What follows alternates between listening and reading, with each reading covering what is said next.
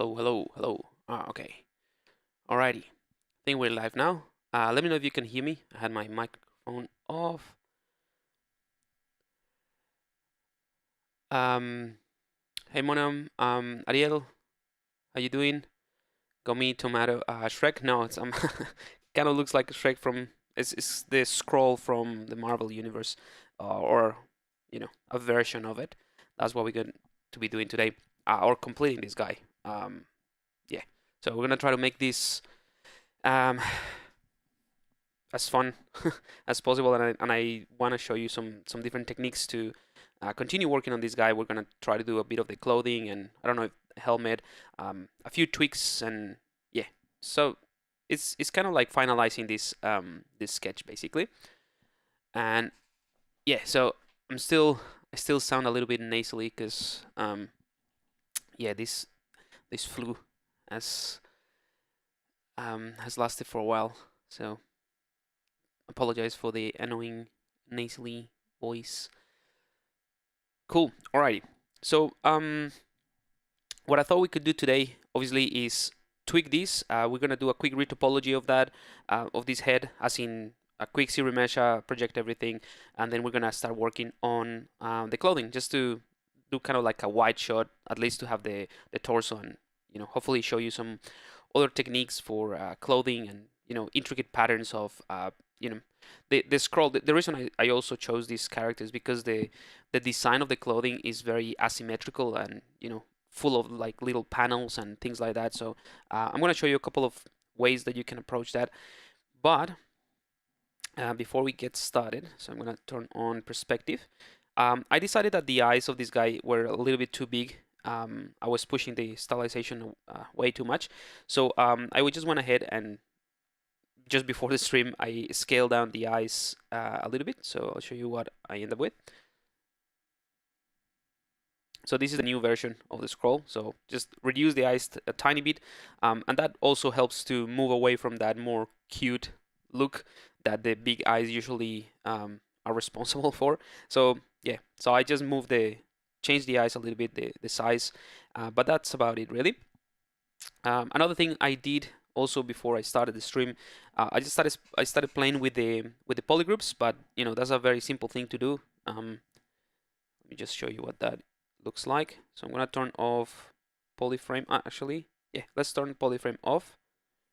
Nah, let's leave it on. Turn off line and turn off polypaint from here. Right. So I just did these polygroups. These polygroups that we have here for the eyelids, they came from the way that we created the eyes, sculpted the eyes last stream, which we had two spheres, we cut the spheres in half, and that essentially creates the two eyelids. And because they were like different geometry, when you merge everything together with Dynamesh, it preserves those polygroups. So yeah, I'm gonna keep those, and that's another reason why I like to approach eyes or eyelids in that way, because automatically you have these polygroups that we can use for retopology, or at least to guide the zero measure a little bit more. Other than that, I just created this one for the mouth or the chin and part of the neck. Yeah, and that's pretty much it. There might be some issues around here just because they don't necessarily match. In fact, let's just go ahead and clean this up a little bit. I'm gonna turn off perspective. I'm gonna isolate this, and I'm just gonna do that and assign a polygroup. And then let's go ahead and add this tiny red polygroup to that one. So visible. And there's, sorry about that. And there is also one at the bottom as well. So it's just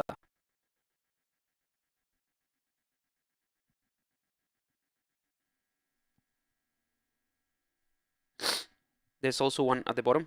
I don't know what's going on with my stream, but it's lagging a little bit. Anyway, hopefully it's not too bad for you guys. All right, so the reason I am showing you this is because I'm going to use these polygroups, or the difference between polygroups, to guide the zero measure to do a quick zero mesh. So let's go ahead and do that. I'm going to duplicate this mesh.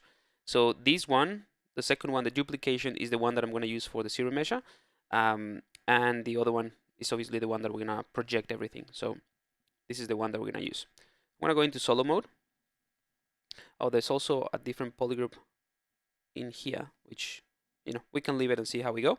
I have symmetry enabled. Let's go to the geometry, zero measure. I'm gonna set a target polygon count of 5,000. I think that's should be pretty decent. Adaptive on, and I'm gonna click on keep groups and smooth groups. So the settings that I'm using here, let me just run you through those very quickly. Because I'm working on a Dynamesh object, if I get really close, you'll see that the difference between the polygroups is not like a clean line. It's just a bunch of little squares, right? And that is the result, obviously, of working with Dynamesh. So when I run the zero measure, I want to smooth those groups, basically telling ZBrush that I want to make sure that this is a straight line. I can do that manually by going to the polish by groups. So if I do this, let's wait until it does it.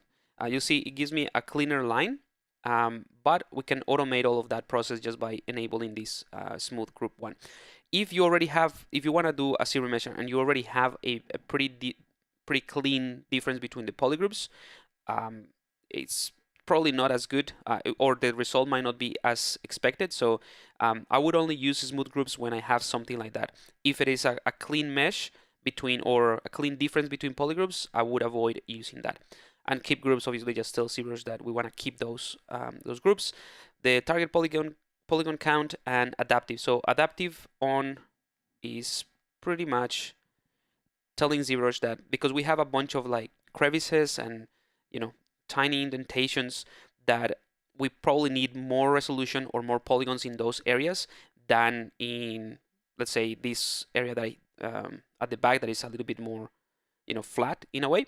So adaptive on does that, so it adapts to the topology or to the mesh. That's it. So let's go ahead and run the zero measure. Might take a little while. It is a mesh with almost 4 million polygons, so it might take a little while to produce.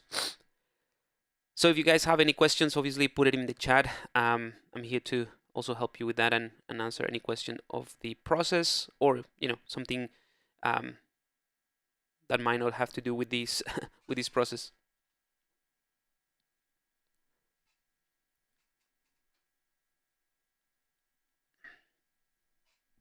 All right. But once we finish with this process, the zero measure, it should be pretty straightforward, and we can go ahead and work on the rest of the body and hopefully get it to a point that we can render it. So I mean, it's not bad for a automatic retopology. There's some issues here with the eyes, but easily fixable. But that's actually a pretty decent topology for an automated process. And as you can see, because we have the adaptive on, some of those lines and some of those crevices are preserved, which is great. So let me just double check here and see what's going on.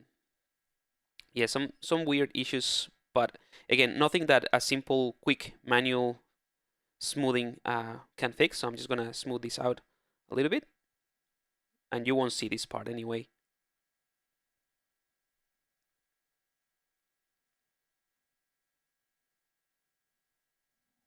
And obviously a little bit of move brush.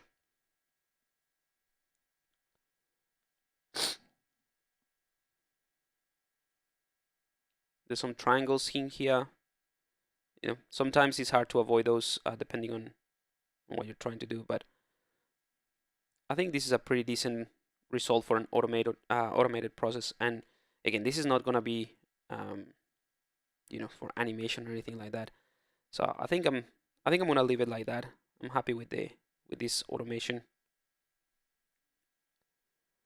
So all I'm doing here is just simplifying not simplifying, but smoothing or relaxing the transition between polygroups. So all of this one can be improved. I'll show you how to do that manually, for example. But again, I'm not going to spend too much time fixing those issues, because again, it's just going to be a concept. But if you were to do that, like let's say if you run the zero measure and you get something like this that is pretty decent, you can totally continue to refine this topology and make it a lot better, right? So for example, if I wanna fix this issue here, what I can do is use the select lasso. I'm gonna take advantage of this nice clean poly loop here and do something like that. So basically it hides, holding Control and Shift, it hides that loop all around it. And now we can go ahead and invert that, give it a single polygroup so that we can select it easily. And let me see.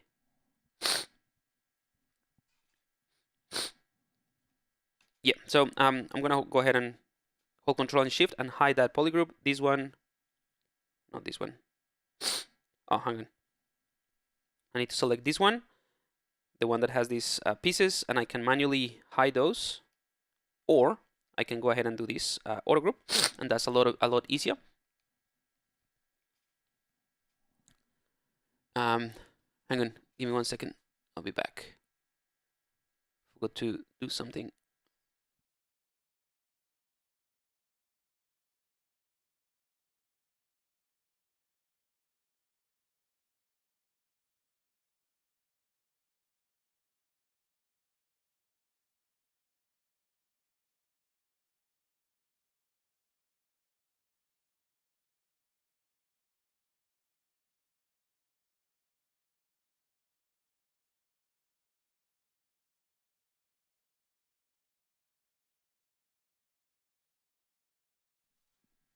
Sorry. All right.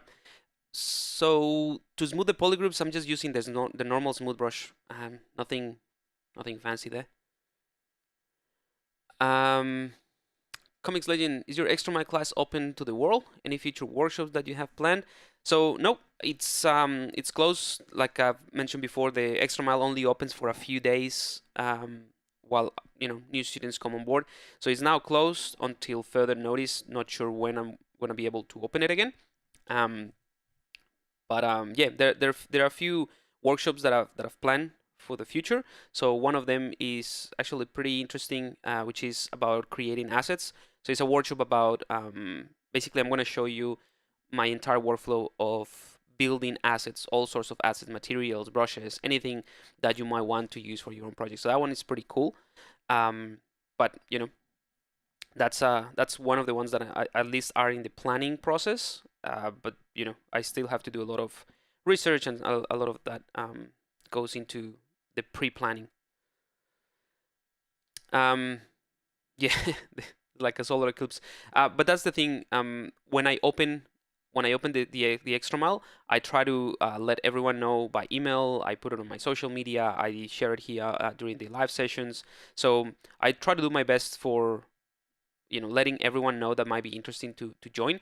But obviously, if you are interested and you join the email list, that's how you basically get notified. So if anyone is interested, you can just go to the website and subscribe, and then you'll get notification. Hey, Steven, good to see you here, man. It's been a long time. We should do another of those ZBrush friends, the stream friends thing that we did a couple of years ago. It's been a long time, man. Are you gonna see your are we gonna see your demo of the Geiger brushes? Yes. Let's wrap this up, kind of like finish this thing that I that I started with, so I don't lose my train of thought, and then hopefully we're gonna get to that because they're nearly ready. I've been getting or collecting the feedback from some of the beta testers that I send the brushes to, and so far it looks good. So I'm just finalizing a couple of extra bonuses. If you've got some of my packs of brushes before, you know that I like to include certain things and extra stuff just to make it a little bit more juicy. So I'm in the middle of finalizing that. Basically, the brushes are ready, in all 99% ready. So I'm just working on the little bonuses, and I'm hoping to have these ready pretty soon. But yeah, hopefully I will show you that in today. Anyway, so I just isolated these made auto groups so that we can easily select those pieces. So the idea now is, and again, just to reiterate, this is after the automation or the automated process of generating topology. You can come back and clean it up manually, right? And Steven that is here, he will give you probably much better tips for a retopology and having a clean base mesh than myself. But I'm gonna hold Control and Shift, select that, invert, and I'm just gonna hide all of these bits and pieces, except the actual neck, right? And just for the sake of it, we can go ahead and, I'm gonna delete it, but we can just auto group it, right? I'm gonna invert that selection, and I'm gonna go ahead and delete hidden. Right, so what that does is we now have this nice edge loop around here, but we can bring in the C modeler. We can right click on an edge. Let's turn off symmetry. And I'm going to click on close, convex hull, and we can click and drag just to add a few more poly loops or poly edge loops. Sorry, I was a bit confused. Yeah, and then we can just group this. So now we have a lot, a nicer topology all around in here. And that's the same thing that you can do, for example, here, right? So you can select this bead and that one, delete it, and then manually retopologize that part and that sort of thing. But again, I'm not gonna get into that because I know it looks awful from here, but you won't really see that much of that piece. Yeah, and that's pretty much all we have to do. So now we have a nice topology, but if I turn on the poly paint, obviously because we retopologize and the poly paint is usually, or not usually, but it is nothing else than painting the vertex, and we change all the vertex. We just retopologize the whole thing. So there's not gonna be poly paint, right? The nice poly paint that we did. Fortunately, with ZBrush, we can also project not only the geometry and the volumes, but also the poly paint or the color. So what I'll do is I'm gonna disable solo so that you can see both.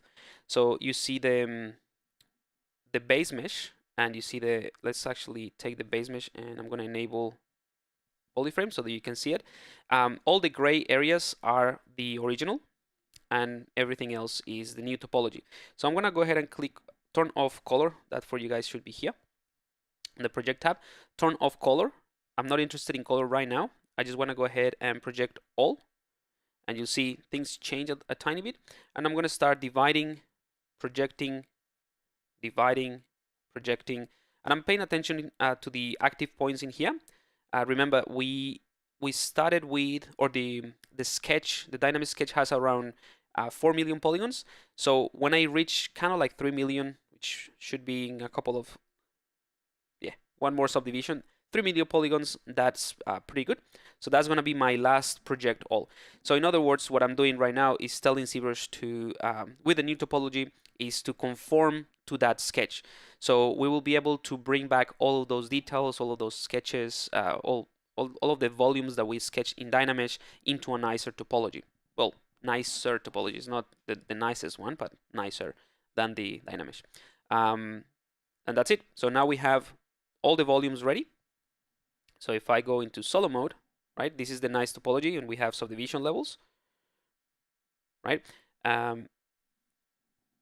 We have a nice set of volumes that have been projected from the original mesh, the Dynamesh mesh, but we don't have the color. So now at this point, what I'll do is make sure that the original has the poly paint on. It doesn't really matter, but I'm going to turn it on. Click on color, turn off geometry, and now I'm going to project just the color. So the poly paint at this level, right? Now that I have 2.9 million polygons. You could leave the color and the geometry and project everything on, you can project color and geometry with every single kind of like step or every single subdivision.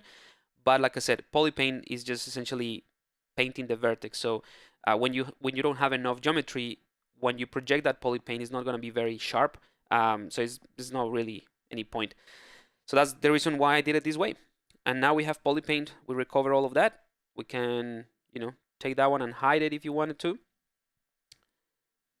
So we have a nicer topology with poly paint, and we can now go back and forth between the lowest resolution and the highest resolution, right? And that makes it a lot easier to pose, to add details, or extract pieces. So it's pretty cool. Let me see Let me see the chat.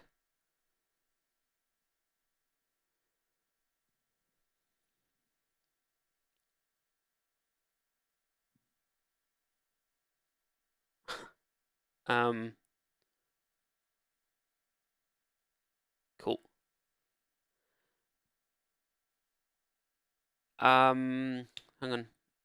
What's my PC specs? Oh man, I don't know.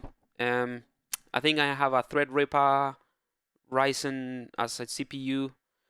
Well, I know I have one of those. I just can't remember the specs. It's 32 threads or something like that. It's a pretty good one, but it's the first generation, so it's due for a change nowadays. Like I think an A is equivalent to an 8. What's the name? An Intel 8 maybe or something like that. Not sure. In my graphics card, I have an NVIDIA RTX 2080 and what else? Like 32 gigs of RAM that are pretty fast. I don't know. I don't know the specs. I did actually a tutorial or like a guide in the ZBrush guide. So if you go there and just type PC rig or something like that, it's all in there, and I share all the specs and a list of everything that I currently have. And as soon as I update my rig, I will do another one just to show you what I have. But it's all in there. Okay, so now that we have this, I'm gonna do the same thing for the ears. So same process, duplicate. This one is gonna be, pretty easy because it's just one single polygroup. Zero measure. This time I'm gonna target a little bit less than that, and yeah, let's just zero mesh that.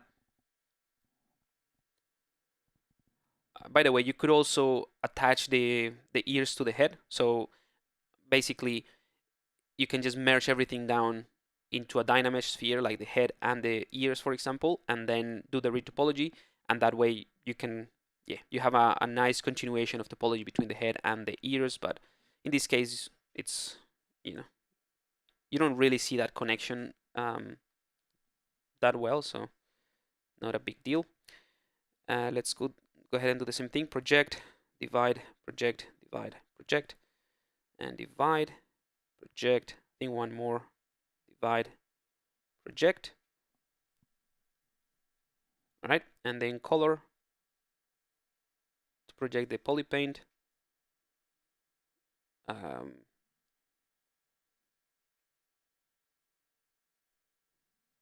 I do it? No. Project.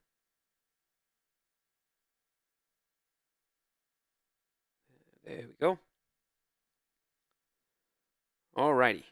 So I'm not gonna do the same thing for the eyes. I'm gonna leave the eyes as they are. But now we have a nice topology for the head and the ears. So we can go, for example, all low, and then you see we have nice topology. That's all I wanted to do. But now that we have this topology, it's a lot easier to do large proportional changes. So for instance, I wanna tweak a little bit of the back of the head. So I'm gonna take my move brush with symmetry and then do this just to make it a bit more like flatter in a way, at least the temporal lobes, like that.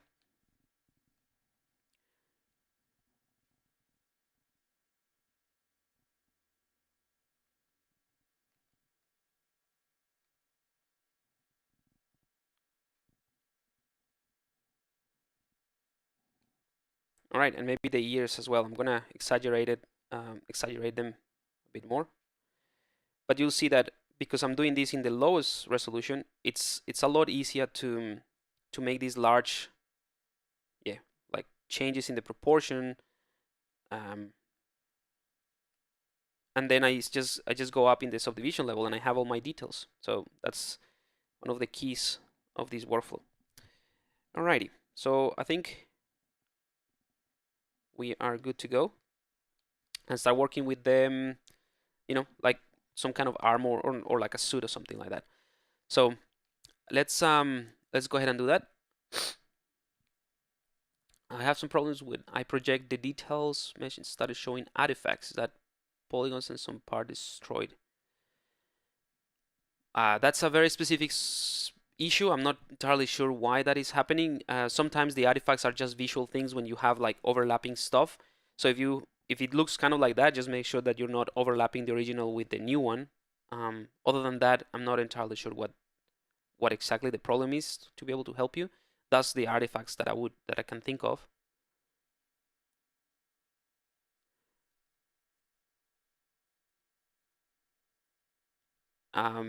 Yep, that's cool to know. See, yeah, there's a lot of things that can be improved in the workflow. I'm just used to the project all.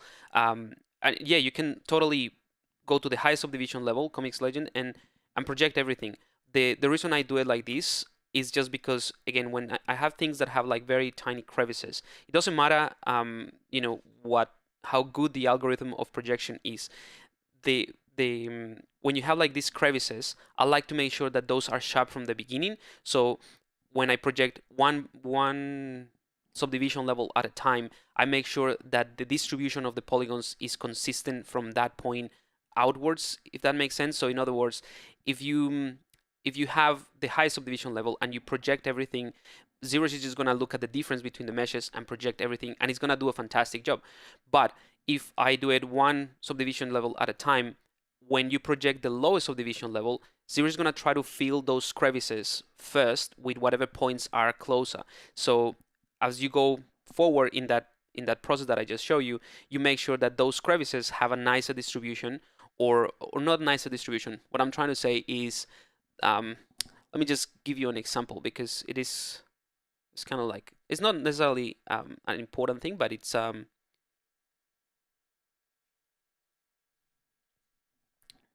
let's say that you have something like this, like a book, right? And this is your highest subdivision level, and then you want to project something that has, something like that, like a plane. Hopefully this is going to make sense, but you want to project that, right?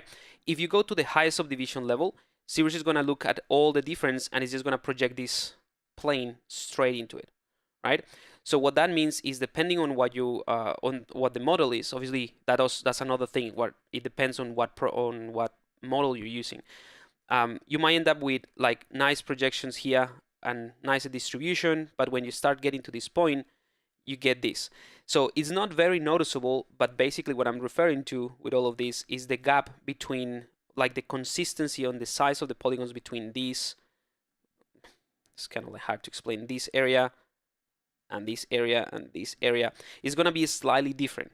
So if you do one subdivision level at a time, which is what I usually do, even though the algorithm of projection is amazing, what is happening, or what I'm trying to solve really, is that when you have, let's say, 1 point here, 1 point here, 1 here, 1 here, right? So 4 points, and you project that low resolution, ZBrush is going to try to make sure that whatever points are available, in this case 1, 2, 3, and 4 in polyloops, are going to try to place one here, then another one there, and another one there, right?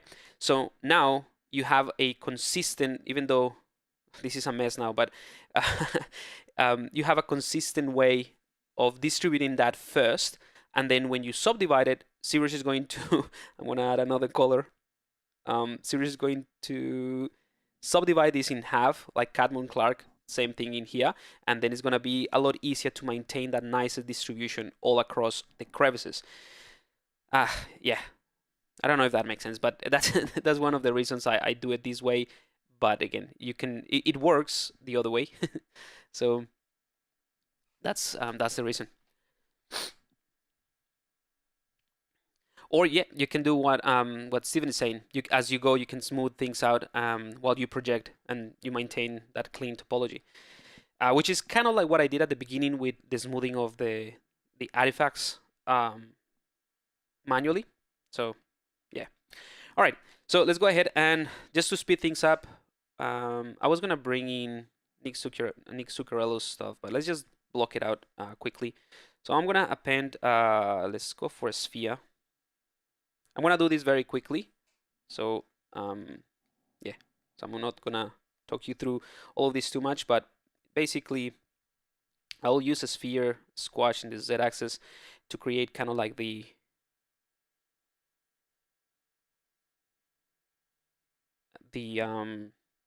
rib cage,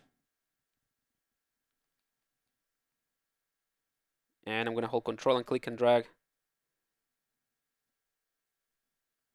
this kind of like belly area or lower torso. We can also, let's clear that. Let's go ahead and append a sphere, another one. Let's just push that there. This is gonna be the shoulder.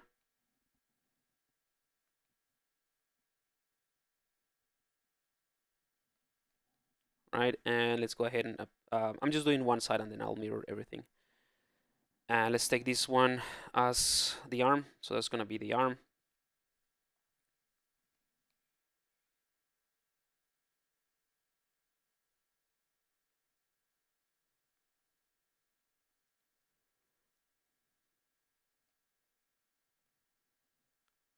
And I'm gonna go ahead and hold Control just to do the forearm as well. All right, clear, click and drag. I'm gonna merge all of these things together. Merge down.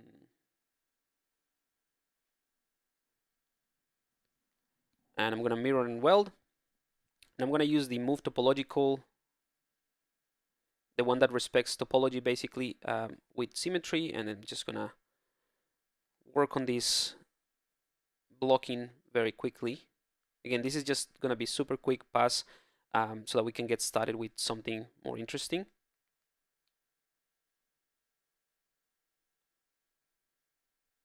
So I'm just gonna block out the deltoid a little bit there, the pectorals, and the trapezius. So I'm just gonna do this extremely quick. I'm not gonna spend too much time in here.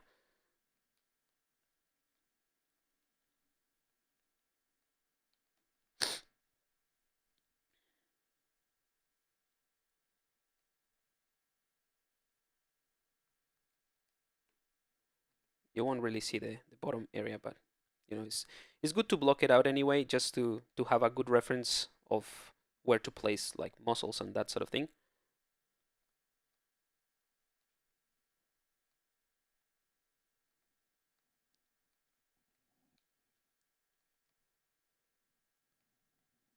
One thing that I like to do straight away, just to get again a good sense of what I'm doing, is to block in kind of like the clavicle, or like do like a tiny, some kind of reference of where the clavicle is, as well as the scapula here. And you know, even though it's not placed perfectly or anything like that, it just gives me a good reference of how to place the rest of the stuff. So again, this is not gonna be an anatomically perfectly or anything like that either, because this is gonna be just a suit anyway. So now I'm just using the clay brush to kind of like fill in some of those gaps a bit.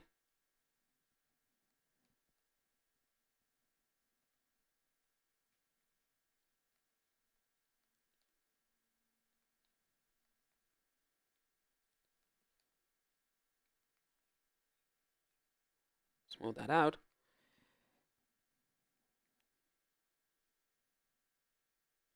And now we can start working on a bit more of a general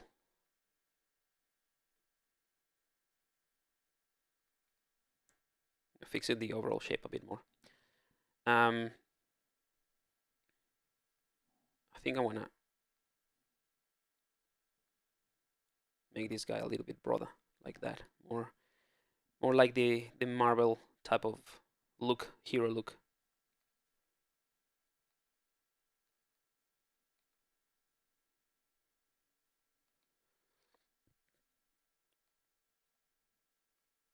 Okay, so same thing as before. I'm gonna dynamesh this whole thing, maybe with less resolution.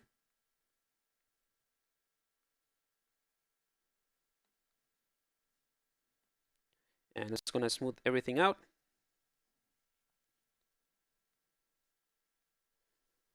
So as you can see, lots of work that need to be done for, if you want to go for a more realistic or anatomically accurate guy. But it's a good idea to start with something solid in terms of the blocking for this, for the anatomy at least, so that you can, yeah, you know that whatever you're gonna do next, it sort of fits nicely.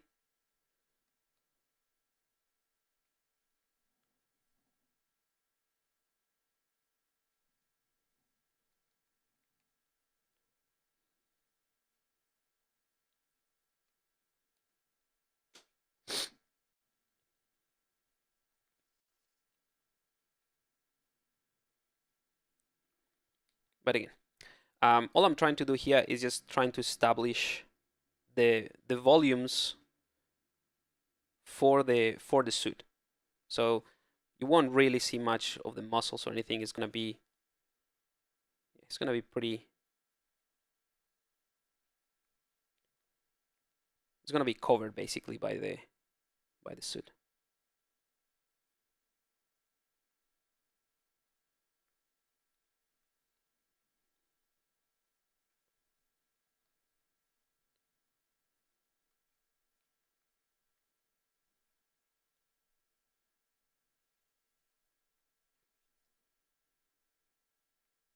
And this is just the clay builder brush, just to add volume a little bit faster than what I was doing before.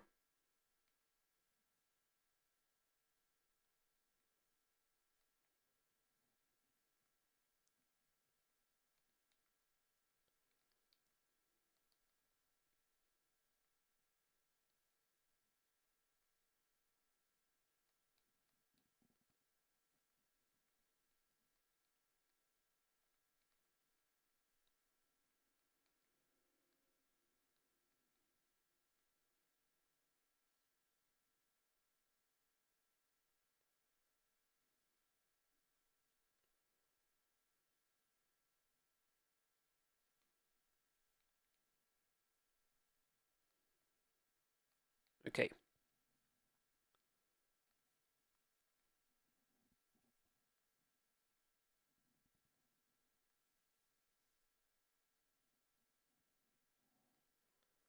I think I'm gonna leave it up to this point.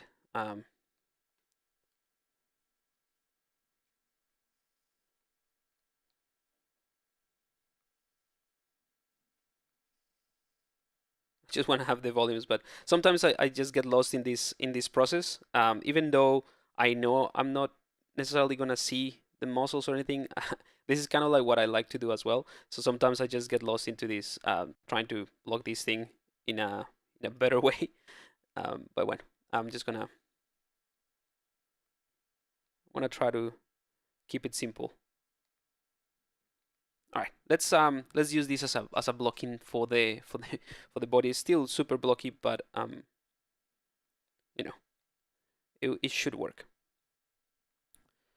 All right.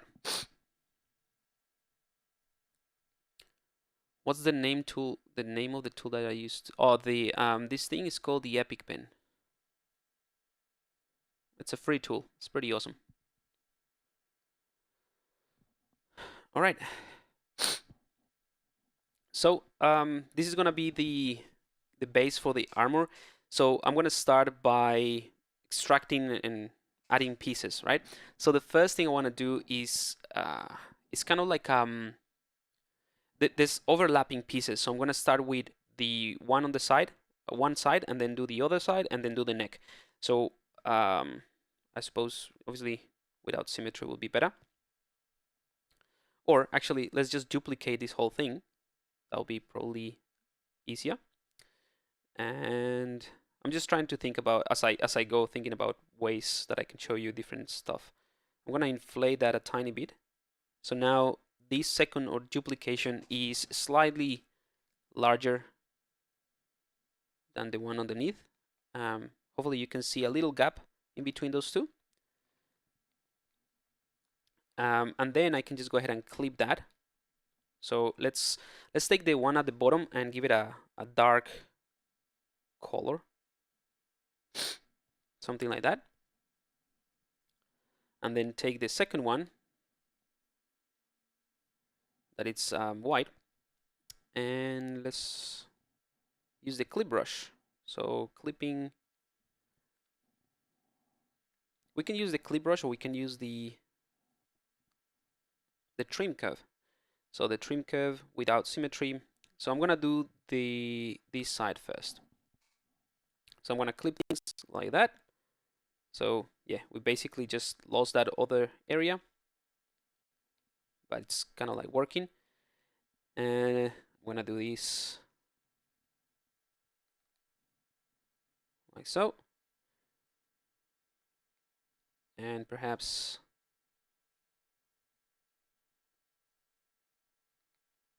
something like that.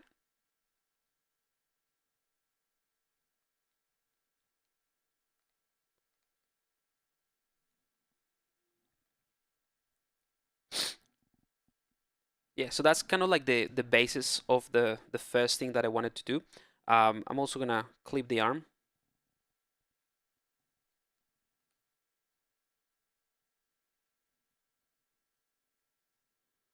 So all we did there was just produce this mesh that's a little bit messy, but it's all right, right? This is kind of like the basis of that thing, and you see, because I use the inflate brush, we already have that nice sort of like, you know, difference. And I can just go ahead and inflate that even more to get more of a gap. And the cool thing about this process, though, is that even though it's really sketchy, we still have a bunch of polygroups that we can use and reuse to produce a nicer piece of topology. So let me just clip that one as well in there. But yeah, hopefully you see how cool this is. I'm gonna duplicate this one more time, and this time let's give it a different color. I'm gonna do the same thing, start clipping areas like this one, right? So I just clip that bit.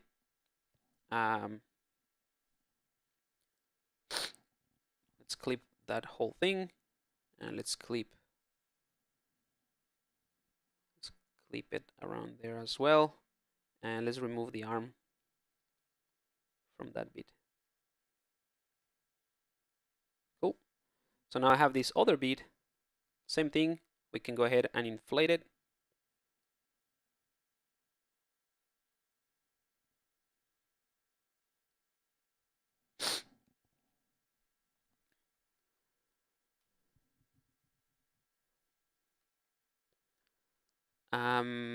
Do I ever reuse model shapes, sample of head, and build from it? Usually I do that when if I have a tight deadline, or it's requiring the production to use a specific thing, I would do that. Otherwise, I tend to you know build it myself. But yeah, when I need to do something that is time sensitive, as in I have to hand it in a week's time or something like that, I try to use as many tools as I have available. So if I have a head that already has 50% of the job there done, I can just use that and continue refining it. So yeah, absolutely, it's whatever gets the job done. All right, so I'm gonna duplicate this again. So all of this is more of the same, just duplicating, in this case, this other part. I'm gonna go for a lighter color here, and these ones are gonna be the shoulders. So let's inflate that a bit more.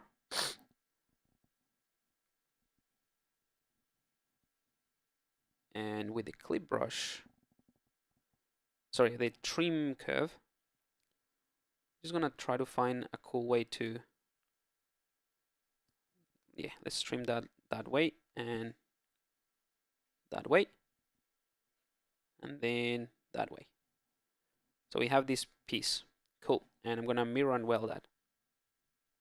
That's not too bad. We can inflate it a bit more just to make them a bit larger. So as you can see, all I'm doing is blocking out the different pieces that would make up this suit. That's it. I'm not sculpting anything, and that's the reason why I wanted to do something that was resembling the anatomy, or like the proper proportions of this guy, but not super perfect, because all of these can be tweaked as well in the next stage. So the other thing that I would like to do is the neck area before I go into like smaller, pieces and panels. So for that, I think I'm just gonna bring in a cylinder just to make something, a different technique. So append cylinder, select that one, and I'm gonna fill it with a different value there.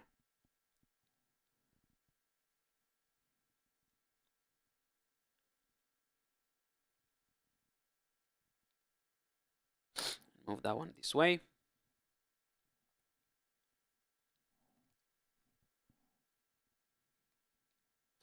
All right. So I think that one could work.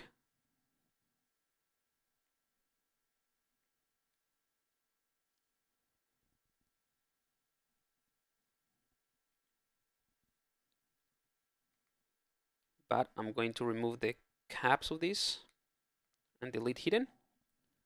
So now I have a single-sided tube that I can also, let's just hide half of it and delete it. So now I just have one side of this neck piece, which, actually, let's undo that. Sorry. I just thought about a better idea so that I can keep this connected at the back. So we could hide just this front piece, delete hidden. There we go. And now we can go ahead and start working symmetrically to adjust this a tiny bit more.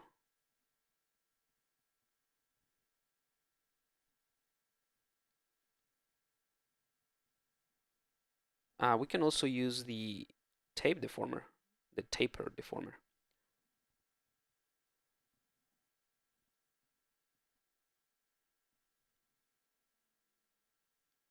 Yeah, kind of like that one.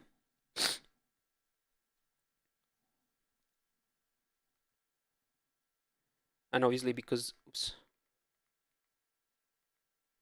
symmetry on, because this is a simple piece of geometry, it's a lot easier to manipulate.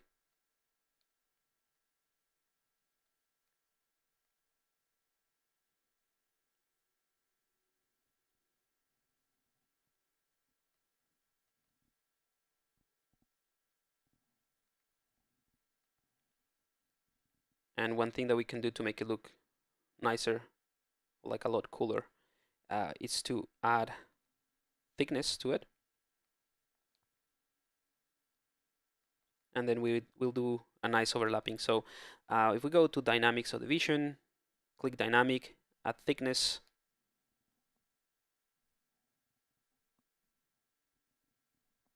Yeah, something like that. And also I'm going to smooth, turn off the post subdivision smoothness and add segments so that we can control this a little bit more.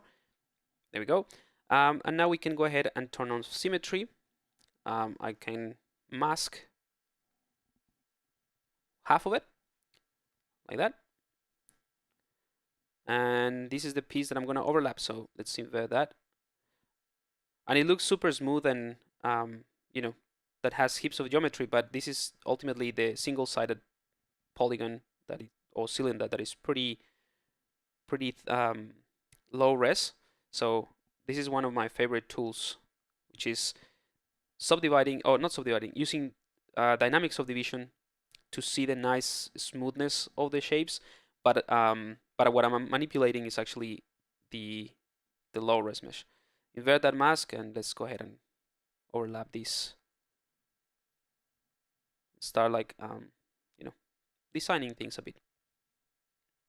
I'm not following any particular design. I'm just making my own type of thing here.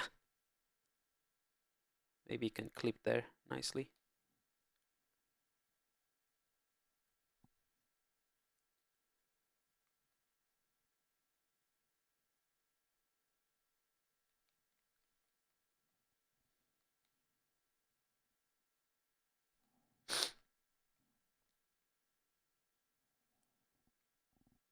All right.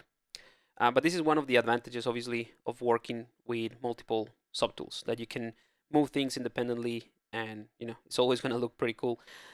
So let's go ahead and do tweak these other meshes and bring them closer to the same type of workflow that I'm using here with this mesh, right? Because I can take this one, for instance, say this mesh, and I can start moving things like that, but that's ultimately a Dynamesh object, right?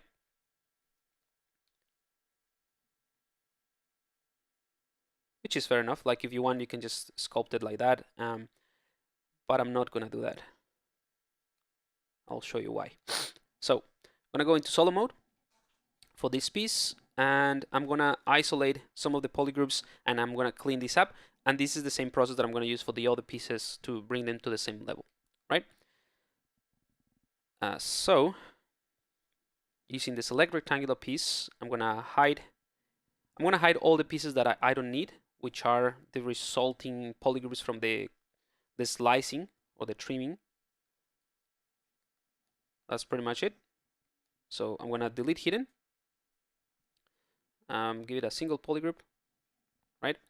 So now we have this simple polygroup that we can go ahead and zero mesh. So I'm gonna leave it a target of 1000, and that's it. And just wait for it.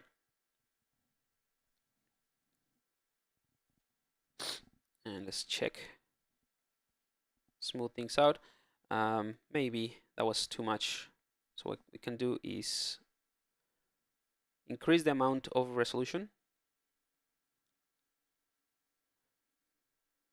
Oh, one other thing as well is it might be having some issues with the borders, but anyway, let's just do it again. And maybe less than that.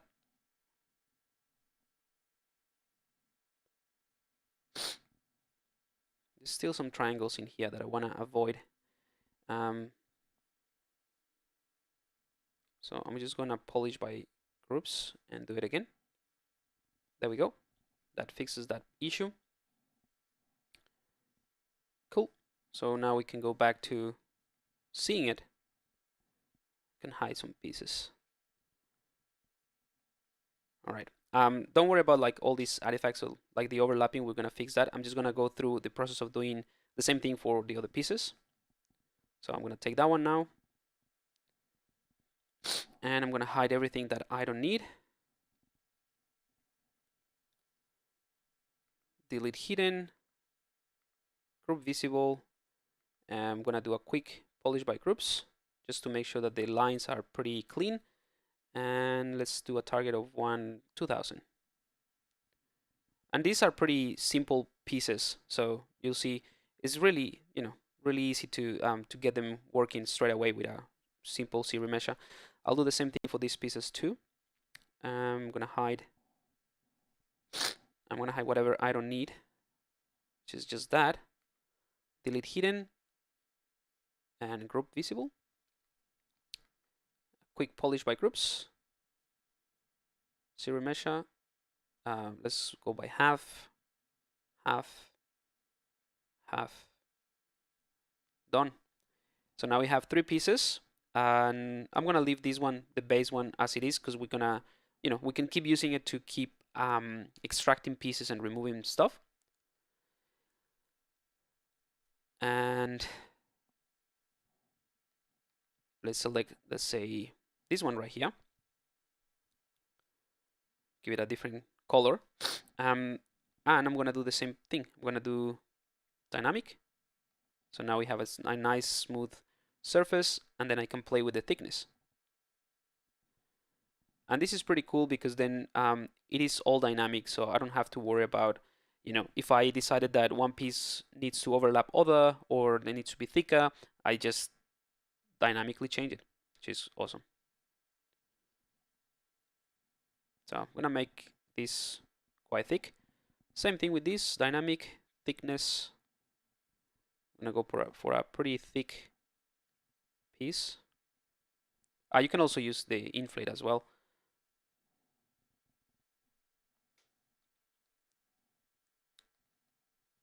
And this one is going to be a lot thicker than that as well.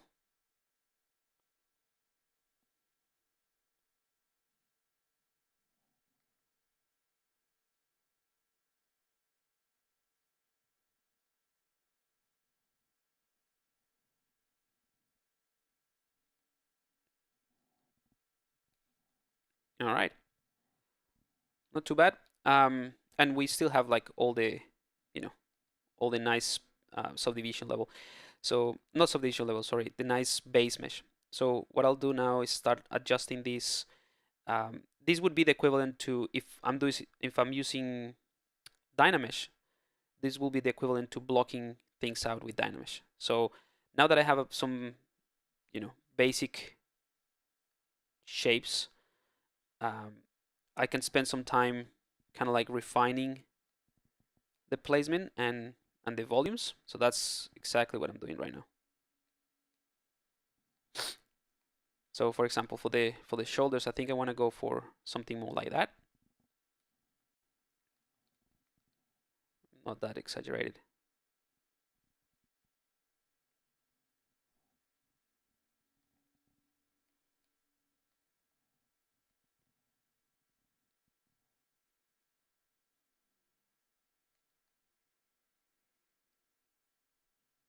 Cool.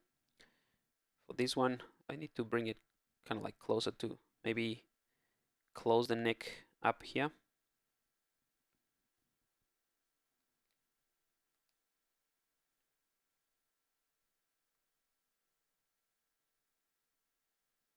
Again, you won't see any of this, but it's good to get into the habit of working all over the model, not just one area. Let's bring this down as well.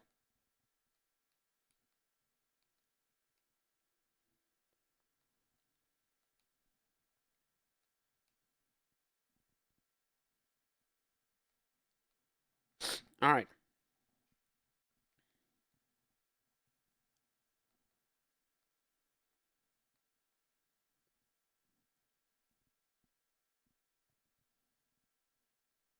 Just gonna make this gap a little bit more evident.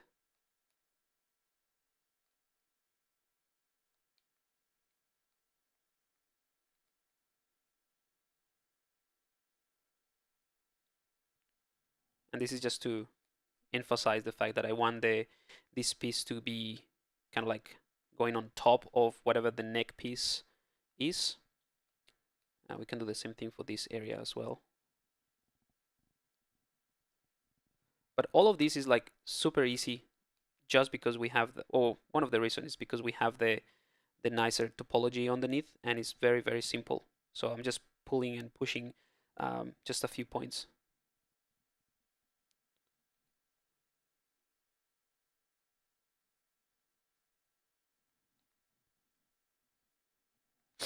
All right.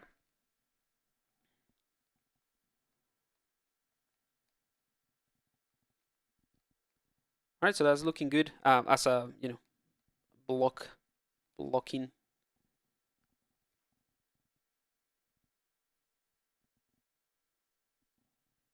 There's a lot more things that can be done at this very stage, but just want to try to show you a bit more of the workflow, and then if anything, I'll just clean this up and continue the refinement later on. But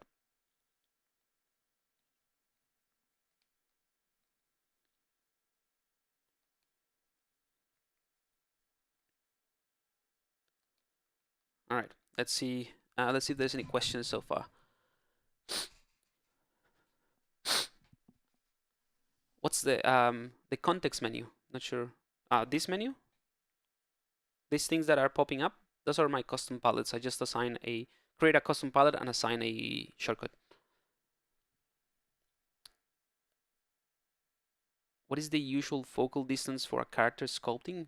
This is there's no such thing as the usual focal distance. I change it constantly. I think the default settings should be pretty easy, of 50 or 35.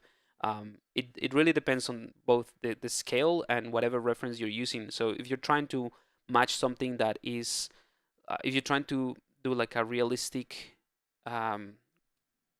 basically, if you're trying to copy from an image, whatever it is, whether it's a character or a prop or anything, and you're trying to match it, you should find out what the angle of view or the focal the focal distance is not the focal distance, is the angle of view or the aperture. So if you find out what that original setting is, you can match it in ZBrush, but there's no there's not one thing that you can say, oh, this is the best way to go about it. It just depends on the project. Is the inflate button you use the same as the one? Yes. So in my custom palette, this inflate is the same thing as what you have in the deformation. So I just put in my custom palette the ones that I use the most. So inflate, smooth, polish, polish by groups, features, and edges. So as I hover over these ones, you see they get highlighted in those. So those are the ones that I use the most. That's why I put them in my custom palette. What about using the mask project for armor? Not sure what that means, Comics Legend, sorry. Why make clothes in ZBrush when you can make it easily in Marvel's Designer? Yeah, well, it's yeah.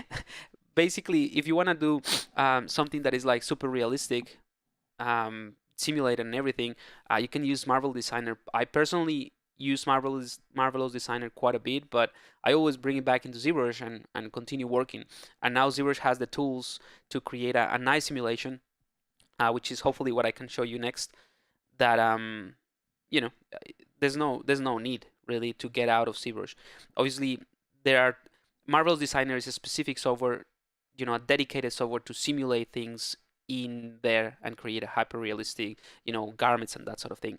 But it's the same kind of like mentality as in why do the UVs in Rhizome UV or Rhizome UV than in ZBrush? It's the same thing. Like if I want to do something like make the most out of my textile density and make sure that my UVs are perfectly laid out, and I want to have full control of that for, let's say, a production or whatever. It is very likely that I'm going to export this as an FBX, go to Rhizome UVs and do my UVs there because it's a dedicated software for that. So it's probably going to give me better tools to produce that that specific step of the process, right? Same thing with Marvelous Designer. If I wanted to do something like that, I could just export this, do it in Marvelous Designer, and then come back into ZBrush and refine it there.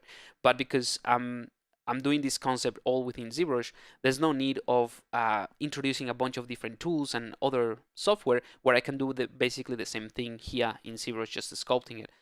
So it's just about how you approach it, really.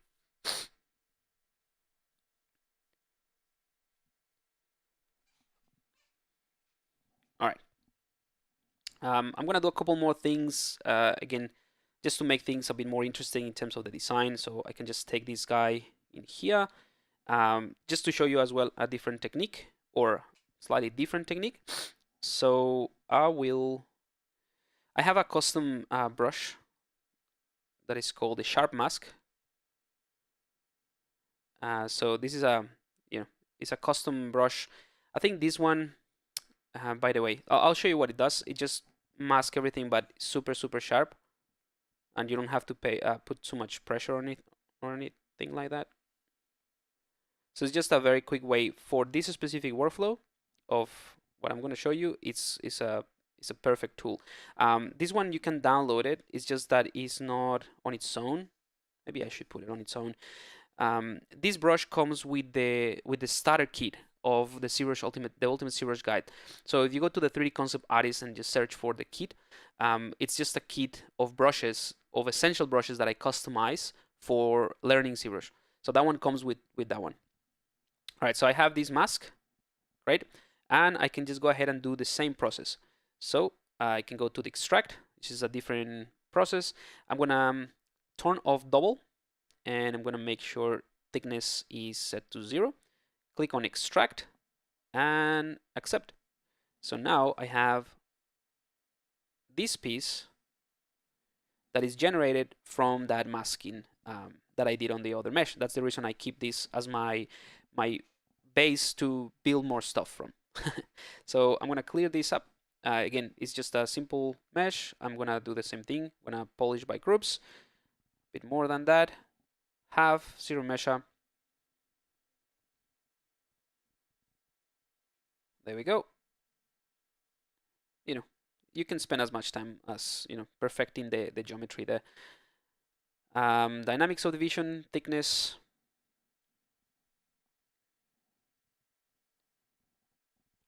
And now we have some nice pads here for the shoulders. So that's another way that you can go about it. Something else you can do, for instance, is utilize some of the pieces that you already have. So let's say take these shoulder pads, right? And what we can do is, let's go ahead and duplicate that. So you have a duplicate, exact duplicate of this. I'm gonna turn off dynamic, and I'm gonna hide everything but this bit and this bit, right? And now we can delete that, delete hidden, and readjust this a bit more. We can polish by groups. Oops. Polish crisp edges, just to keep it a bit more, crisp. And enable dynamic again. Inflate that just so we can move it along the normals.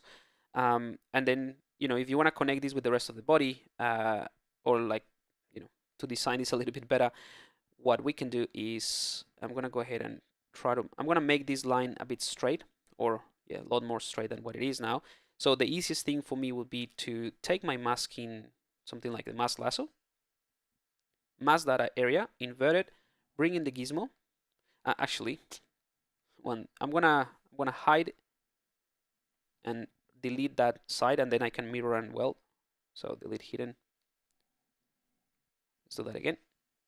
Mask that portion, bring in the gizmo, center to the unmasked areas, and I'm gonna flatten that like so. So now I know for a fact that these points are flat. Clear that mask, then I can bring in the C modeler, and I have another brush as well that can be used here, which is this Retopo brush that is just a C modeler brush that has some settings already like saved into it, so I can just click and drag, hold Shift, Alt to extrude this whole thing, and do something like that. That's too much, but you get the point. And then right click and do insert. Let's just use the normal C modeler. Right click, insert multiple edge loops, just to get this a bit more even. Auto group everything, and then if you want to polish this a little bit more automatically, we can we can hide the centerpiece, auto groups, and then we can polish by groups, and then polish by crisp edges, right? And that's it. So now we still have this very simple single-sided mesh that we can mirror and weld. We can enable dynamic with all the settings that we had before, and we can just move this again with symmetry.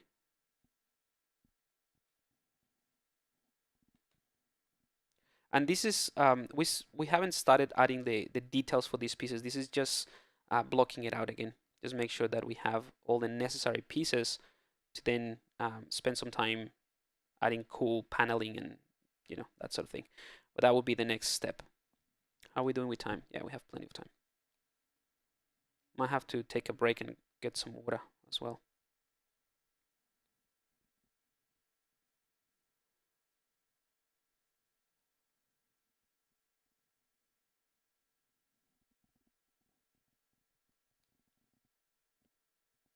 All right, but now you can start thinking about like, overlapping pieces, and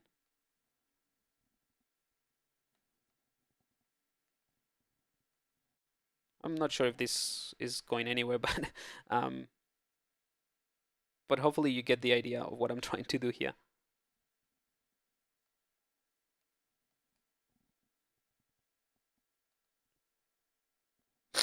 Okay.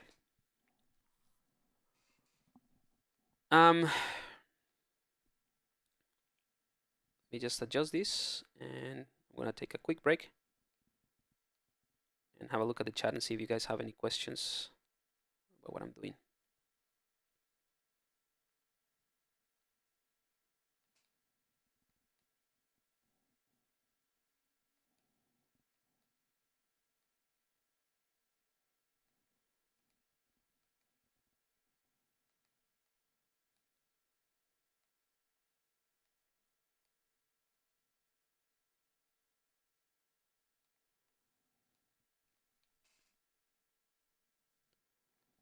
All right, so that's starting to look a little bit more interesting.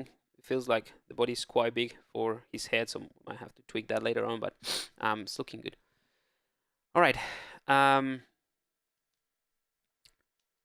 have a question. I have a model with 4 subdivision levels, 1.5 million, and the resolution is still really low and can really make details even at subdivision 5, which is 4 million in low res.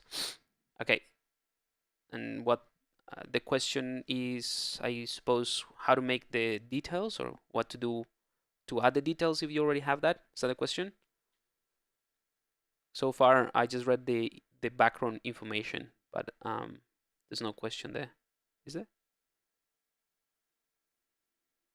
Yeah, I assume you're asking like how to make those details, right?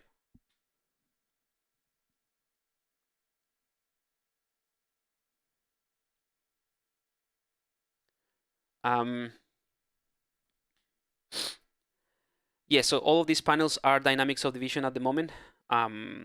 We can turn dynamic subdivision off and they're just like single-sided pieces, or we can apply it and go to the lowest subdivision, which would be something that I do afterwards. But so far they are just subdivision, dynamic subdivision. To be able to make the details, it really depends. So for example, if you have a full body character, you are most likely, or you most likely want to add details or have finer details, let's say around the face area. But if you have a base topology, it is likely that the resolution is, or the topology is evenly distributed, meaning that, you know, you might not have the same amount of details, or you might not want to have the same amount of details in the chest area that in the face. So no matter how many subdivision, like you will have to subdivide it many times to be able to add the tiny details of the face, but at the same time you have a bunch of resolution that you're not using in the body or in the chest, for example. So what I'm saying with this is that it is better to sometimes split your model if it is possible, and let's say have 5 million in the head and then just 3 millions in the rest of the body or in the arms, on that sort of thing. And that's why it's good to have multiple multiple subtools, right? So this is important because let's say if your aim is to create a game ready character, or create some maps and bake all the maps into the low res mesh, you have the ability to have millions and millions of polygons across multiple subtools subdivided a bunch of times, and then when you do the retopology, you do the retopology on a single mesh and project all the details from all the different pieces. So there's no real need to keep everything as a solid piece, unless it is a base mesh that you have to use. But there's no need to keep everything as a single piece and keep subdividing it, if that makes sense. So yeah, a quick solution is just to use HD geometry, to enable HD geometry and use that. The only problem, or not problem, the only thing to consider when you're using HD geometry is that there's only 2 ways to go about it, or to be able to see it. One is to render within ZBrush the HD geometry, or to export the maps as an HD geometry.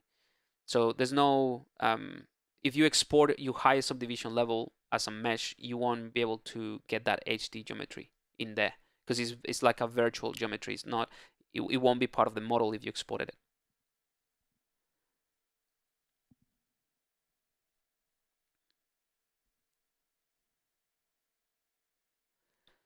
How do you stick? Yeah, so all of those pieces, all of that workflow, it is very specific. I'll show you very quickly in like the theory, but yeah, that's something that it requires a little bit more of precise steps to put it all together in a nice way. But just to give you an example, you could have 2 meshes like this, right?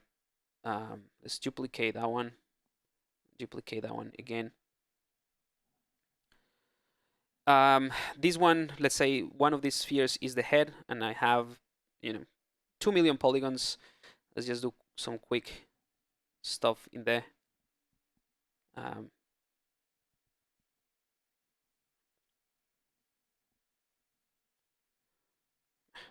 Let's just keep it simple, right? This one might be another piece that you have multiple subdivisions as well. And maybe this one has some more volumes.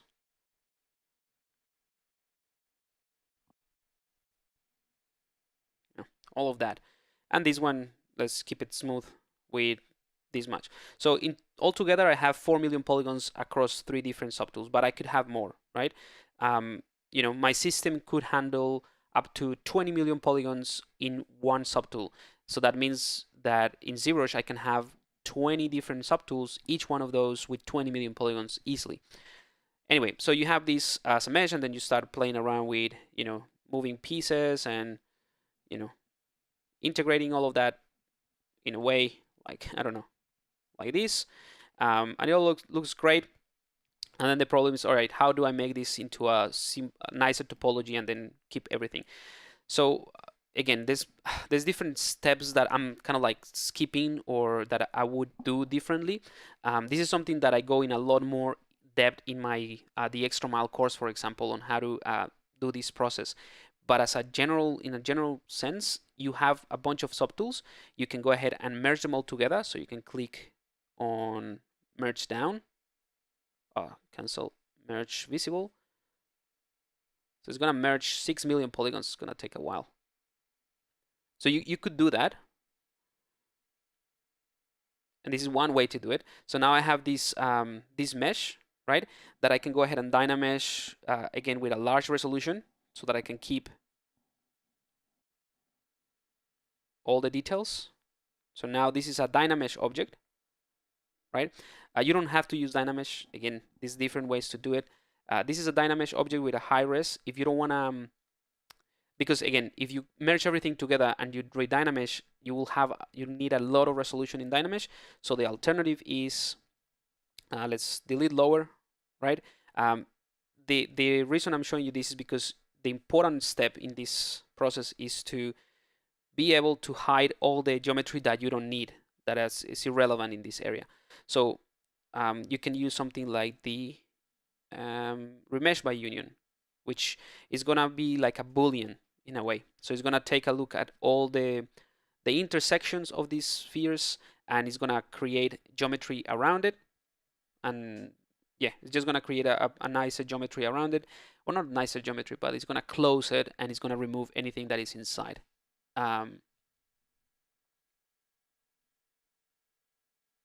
Right. So now if I go ahead and do this and hide portions of it, you see it is hidden, or there's no geometry inside. So that's one way to do it. I'm just gonna keep it simple and do a dynamesh, which is maybe a bit more resolution, which is what I would generally do in this process. So ultimately, what I'm doing is I want to have a watertight mesh, meaning that if I hide something, there's nothing inside, or if I have a portion, there's nothing inside, as a single mesh, and then I have all my originals in 3 different subtools in here. So I'm gonna take this one and I'm gonna do a where are we? I'm gonna do a series measure here. So I'm gonna put a target count of 0.7, remove adaptive. Again, these ones should be pretty straightforward.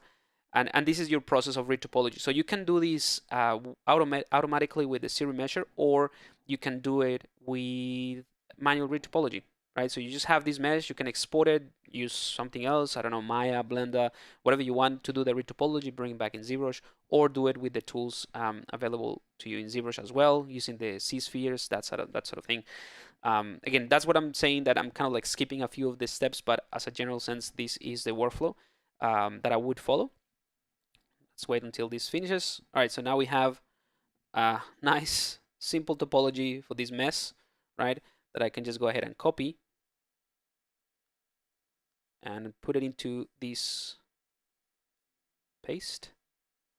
Put it here, and I can just go ahead and project all, divide, project, divide, project, divide, project, divide, and project. And because what I'm doing is a single sided mesh or watertight mesh doesn't have anything inside, ZBrush is only projecting whatever is visible. So now I can hide all my high-res pieces, and you'll see they're exactly the same thing, right, as before, and you have like that intersection, that crisp area if you want to keep it. But now you have the ability to go back and forth between the subdivisions, and you can even smooth things out even more if you wanted to. So that's the process. Hopefully that answers the question. Let's go back to our character. I'm gonna take a quick break. Just gonna bring some water, like 2 seconds, and I'll be back, and we can continue with some additional techniques for adding more visual interest to these panels. So I'll be back.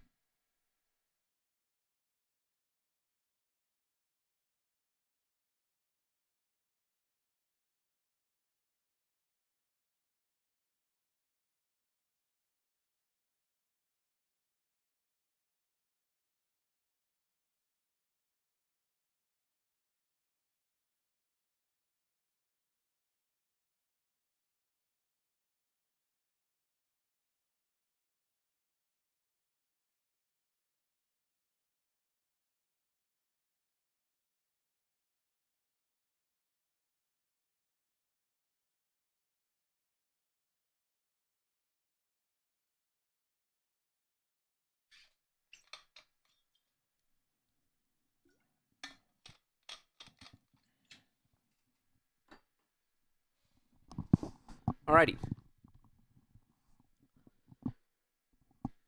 Dan, yes, I just showed. That's what we've been doing today, basically, adding the clothing and these pieces. But this is still pretty raw. All right, what can we do next? Let's do a couple more things. Let's add some reference to actual clothing, and then like wrinkles and that sort of thing.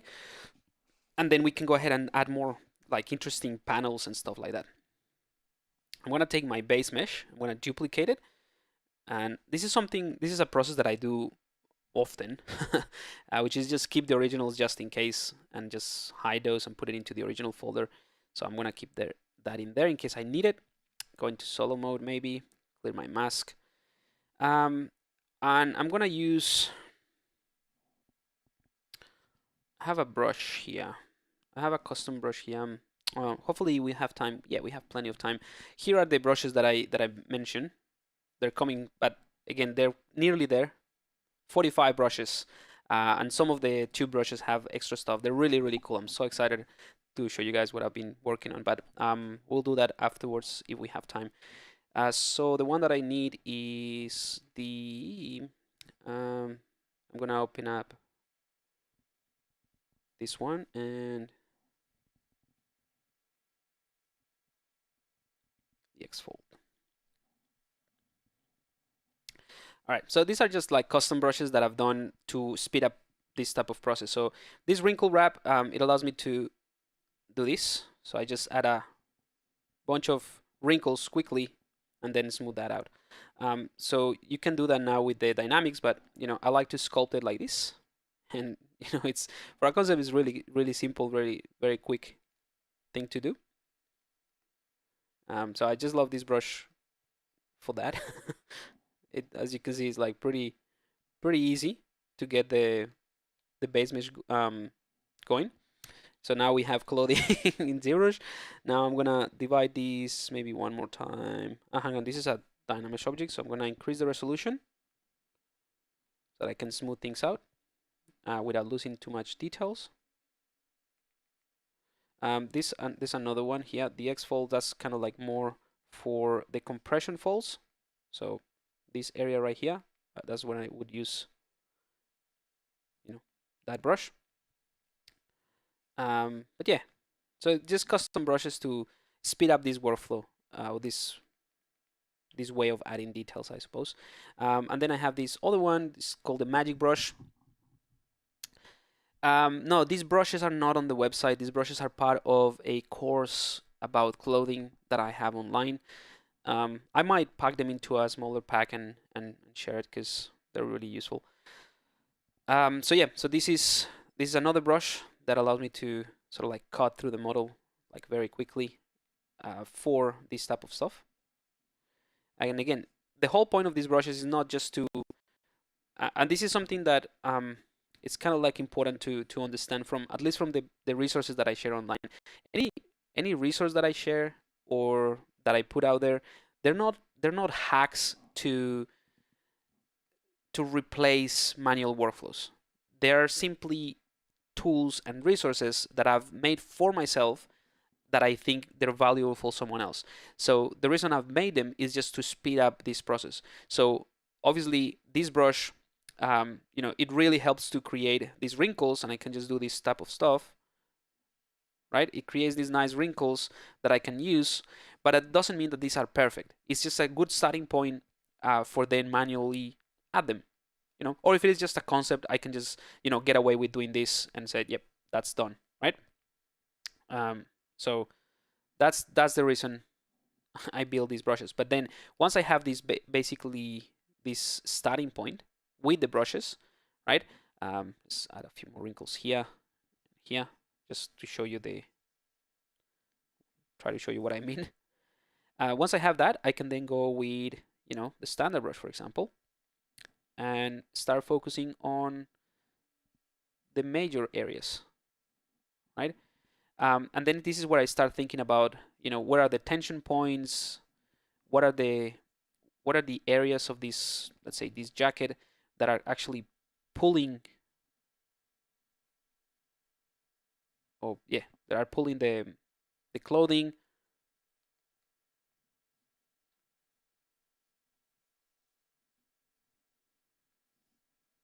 But as you can see, there's manual refinement, but I'm taking advantage of that initial blockout that the brushes allow me to create.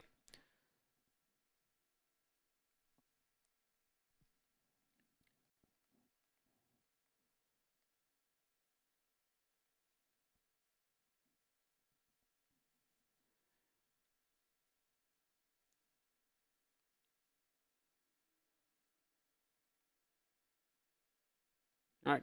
Also, maybe use the damp standard brush to sharpen some of these crevices.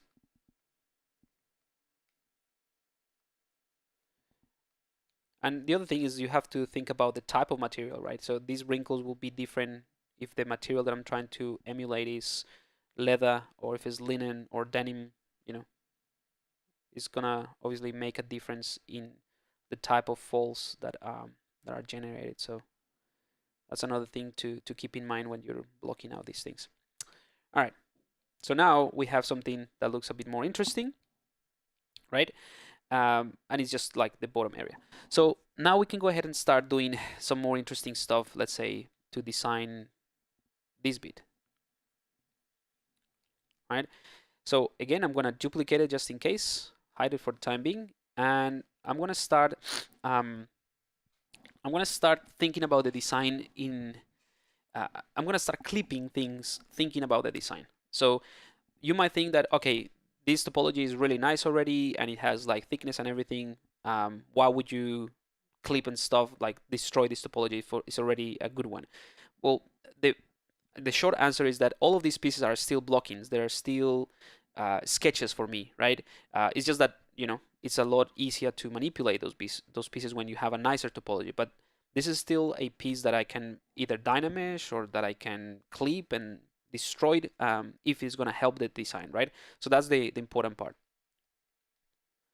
So I'm going to go ahead and use the slice curve. And this slice curve is going to allow me to slice through the model. So I'm going to start thinking about what I want to do for this design. So let's say I have some reference for clothing here next to me, but I don't know if they're going to be any useful. I'm just going to clip this like that, or slice through it, and you'll see it just creates this sharp difference in the polygroup. Let's do the same thing there, maybe there. So I'm just going to start slicing pieces that I think I could use, or that I think they can have some use. Maybe one there, and another one there. Like that. Maybe something here for the arm. So you're gonna end up with like a bunch of these triangles and different colors. But all of this is useful in the next process that I'm going to show you. So let's do one more here.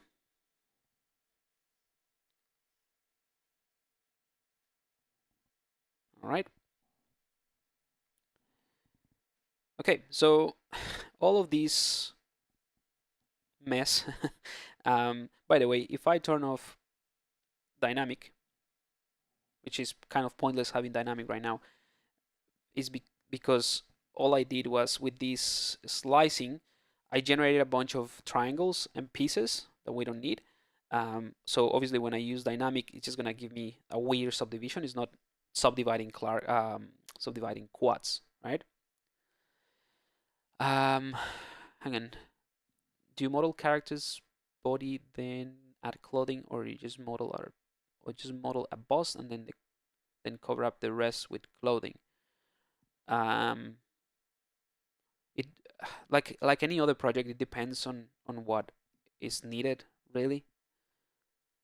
Like in most cases, I would do what I'm doing right now, which is having a solid base. I would spend more time making sure that the base it has the right volumes and proportions, and then from there I extract. Uh, I could go to Marvel's Designer and do that as well in there.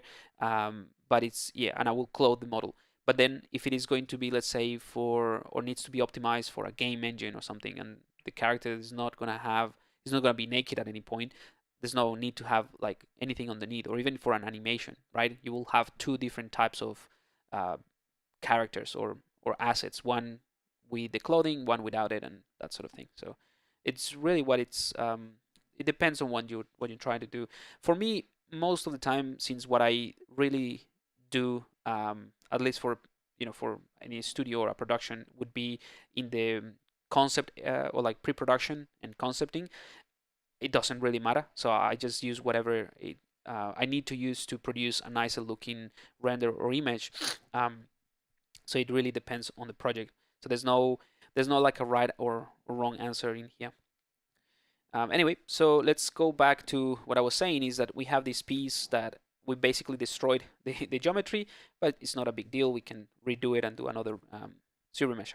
What's important now is that I want to clean this up and use only the polygroups that I really want. So I do want to have this nice loop around here. So all I need to do is hold Control and Shift and start selecting all my polygroups that I want, and polygroup visible. There we go. So there is the first one. Then I want to have this piece in here, some nice kind of like cut in this, like like an angle. And I'm gonna do group visible. Maybe another one here, group visible, and this one right here as well, group visible. And then the rest, I suppose we can keep this as a different one. Why not? And finally, the rest we can just keep it as a single polygroup. All right, let's turn off the line. So this is still a mess, as in, we have all the cuts and all of those things, but if I just leave the fill area, you'll see it is a nice set of polygons, right? Which we can use. The back doesn't, we won't see it, so it doesn't really matter. Yeah, so basically now that we have these polygroups, we can do a few different things. We can separate them all into pieces and run a ZBrush. That could be something. Maybe we can try that. The fastest way to go about it would be to use panel loops, for example. So let's just use panel loops to show you what this does. So in the edge loop subpalette, you can go ahead and do panel loops, maybe with a bit more thickness. Right, and now you have all those nice panels going in there, and you have like a nice panel or like a nice topology around the edge. You still have the triangles, but now the edges have this nice topology, so you could potentially use dynamic subdivision again, and you have this nice set of panels. So that's one way to go about it. I think that's a good way to do it. However, let's undo all of that. And just in case, again, I can, like if I like this design, I can duplicate that, right? So what I can do instead of doing the panel loop straight away, I can clean this up again with a zero measure. So we can go to zero measure, and this time I wanna avoid adapt. I wanna keep around the same amount of polygons. I'm happy with that, or maybe more if anything, but keep around the same. I'm gonna make sure the keep groups is enabled. All of the difference between the polygroups are pretty straight or pretty clean because we use the slice curve, so I don't need to have smooth groups. And we can try to keep creases. So we don't have creases at the moment. Let's go ahead and crease by polygroup. So under the crease palette, if we click on crease polygroup, that basically adds a creasing between all the polygroups. So we can try to keep those creasing. And let's do a zero measure. And another one. I think we need more polygons, so let's go ahead and do double. Yeah, nice. And we can just use the smooth brush just to smooth things out.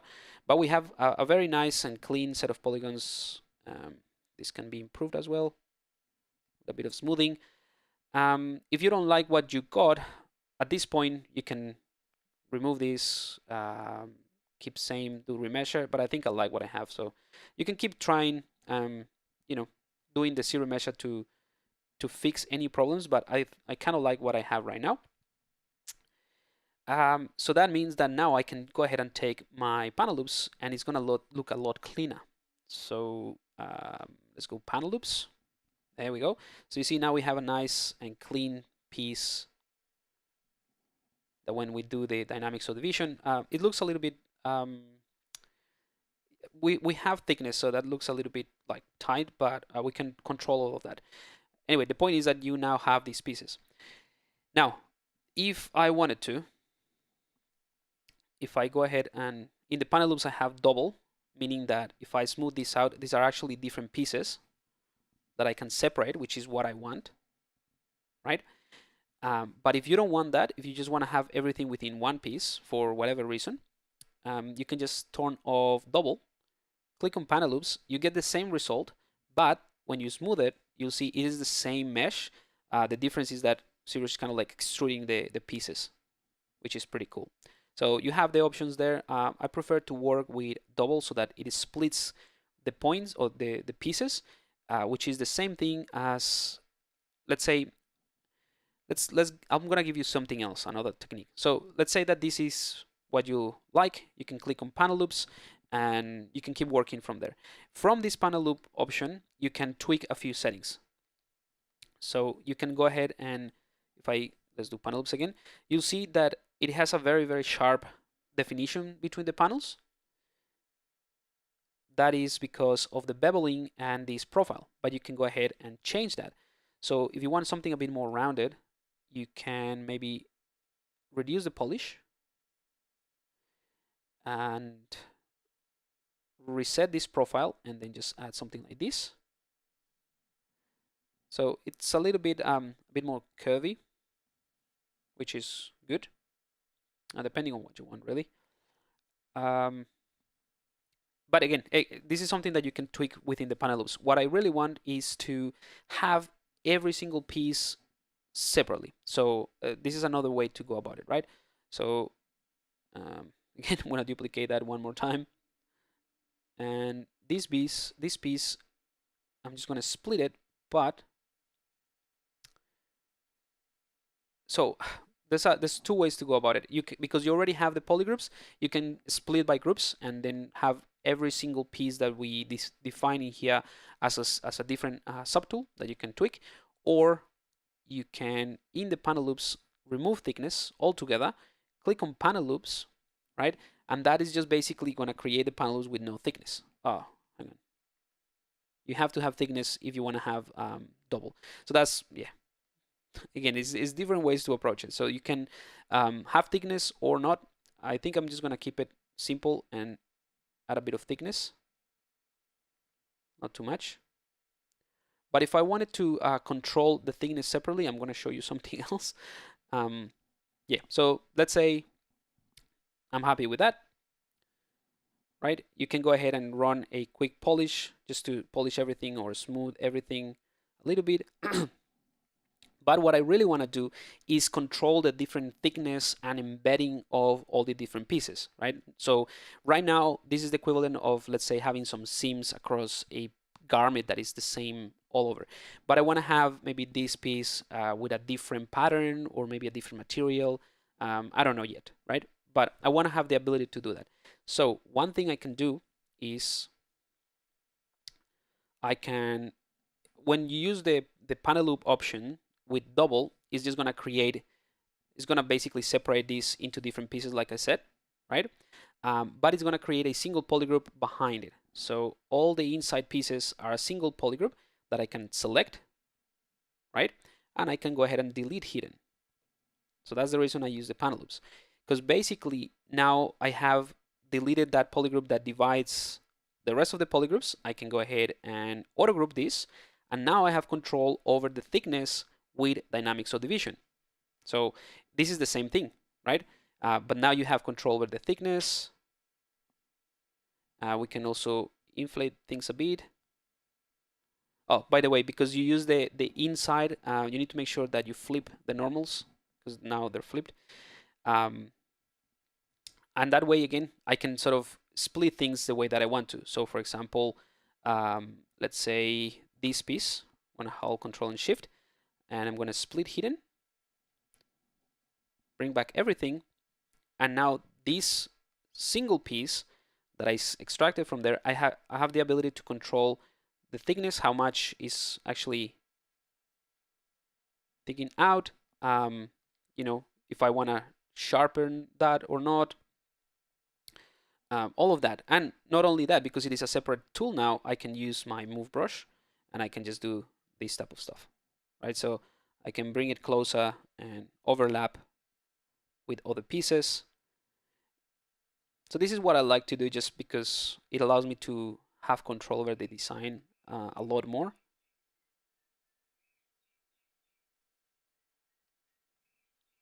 And this is still a dynamic piece with a nicer topology.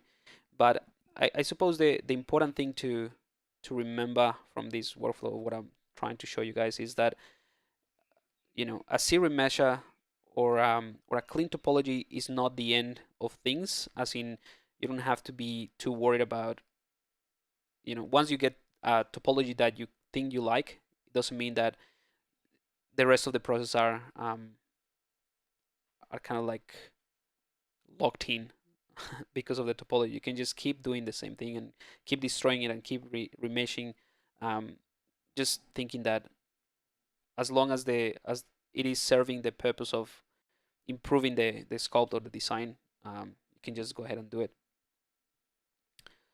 Alrighty, so as you can see, we have that in there. Maybe this one I want it to be, maybe this one. I wanna isolate that one, and I'm gonna split hidden. So now what I'm doing is just splitting pieces. This one is gonna be a lot more rounded.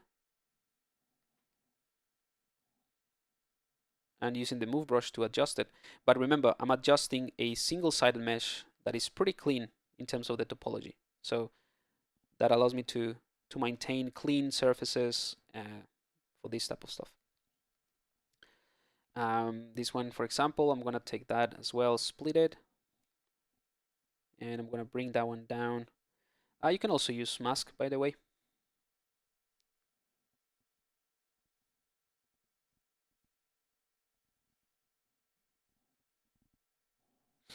So just center to the unmask areas. I'm just gonna bring this down a little bit to overlap it there, and use the move brush to adjust it.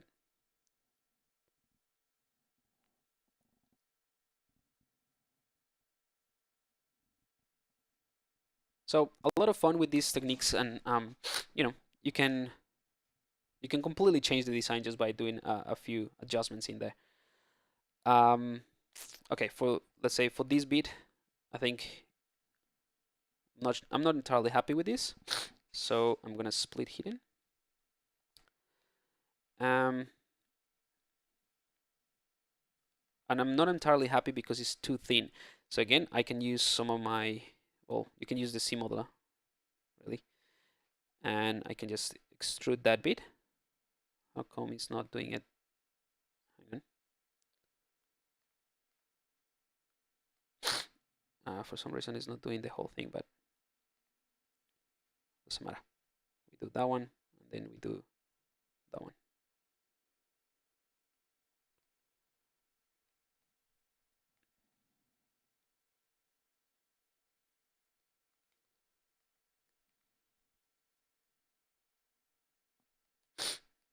It should be merging here, but if it doesn't work straight away, we can just do it manually. And we just do well points. There we go. I think that did it. No.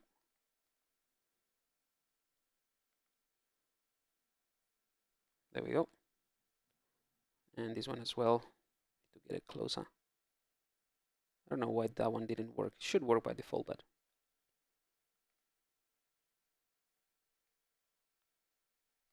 done. All right. So again, we still have the dynamic, and now this piece is a lot thicker. And we can use the move brush to move all of those polygons. It's kind of like a nice ring that's visible in some areas. And when you start like tweaking this with different colors and different materials or surface details, that's gonna make it a lot more richer in terms of the visuals and make it like, you know, super intricate, although it's not, which is cool. All right.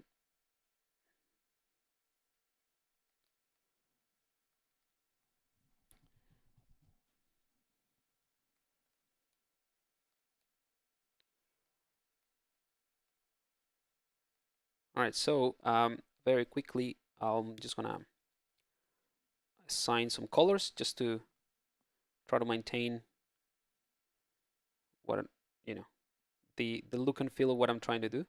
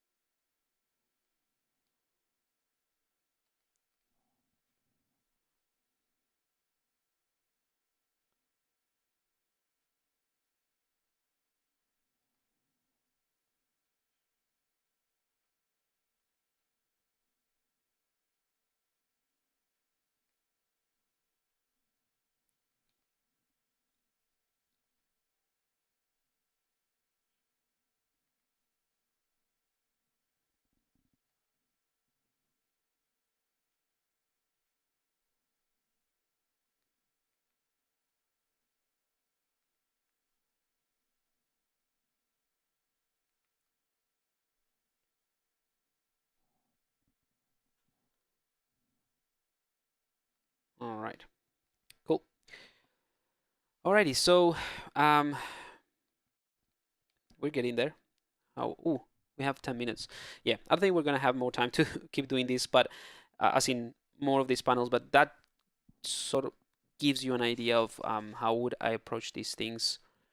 Let me just check quickly.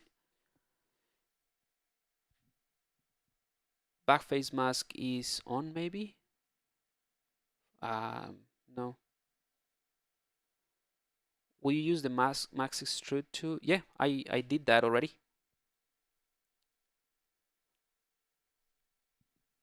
So I used already the masking for these pieces in here, you know, which you can keep doing. Just to wrap up a little bit more of the process, if you want to further detail this a bit more, you can use, you know, you can take these, let's say, you can take this bit, right? And again, this is nice topology in here. You can, I'm gonna duplicate this, just this piece. I'm gonna apply the dynamics of the vision for this bit, go to the lowest subdivision level, delete higher, and I'm just gonna keep this piece, right? And the reason I'm doing that is because I can go ahead now and in the stroke palette, I can go to the curve functions, and in the curve functions, I can click on frame mesh, and that basically frames that entire polygroup, and I can use something like the tubes brush. Where are we? Tubes brush with a smaller brush size. Click on that, smaller than that, bigger than that. Yep, and then just click somewhere else to accept that. And then, you know, that piece that we use to drive that that extra detail, you can just hide it or delete it. So I can invert that, delete hidden, right? And I don't need this other piece either. So delete hidden. And let's go back to this piece. Enable dynamic again. So now we have a nice sort of like edge that goes around this panel, you know, which makes it look a lot more interesting. So take this color, fill it in there. So that's how you can, you know, bit by bit start adding details to your projects. Now, this is quite like hard pieces, so you know there's gonna be some wrinkles in some areas. Like this is too clean, right? But it's something that could come afterwards. So let's say if I'm happy with the overall shape of this piece, which you know I'm like I would add a few more things here and there, but we can use something like the masking tools to extract it. I can go ahead and apply the dynamic subdivision. So now this is a solid mesh that has multiple subdivisions. I can, for instance, use the X folds that I was using before in the high subdivision level. Maybe divide it one more time. Yep, and I'm gonna use back face masking, and then I can just do these type of things without worrying too much about the back side things because I have the automatic back face masking. But again, this is a little bit too quick.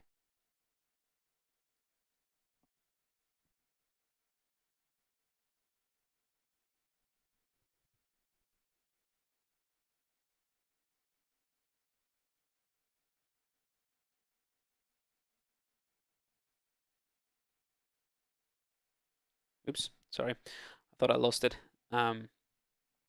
What I was saying is that this is something that I'm doing it like very quickly, but it is the same process. So it's just a matter of going with the standard brush maybe and adding some wrinkles there, some larger wrinkles.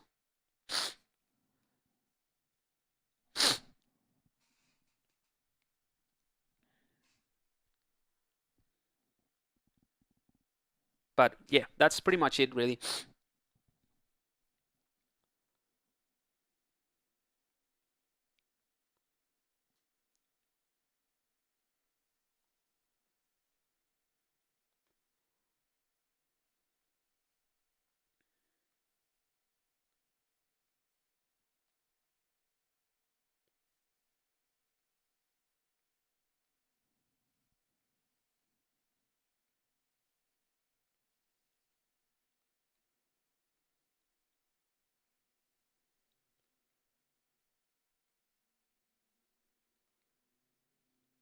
Oops, I forgot to turn on back face masking for this brush. That's the only thing to remember. But yeah, so hopefully you you get the idea. It's a lot. It's more of the same really. As you progress, is more of the same. Just gonna fix these colors. Not happy with them.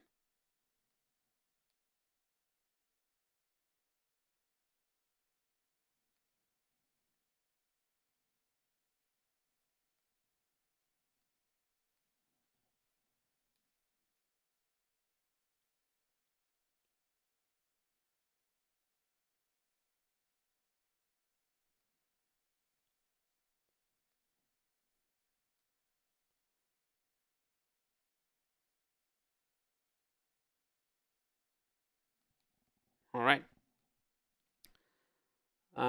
Yeah, I think we are getting there.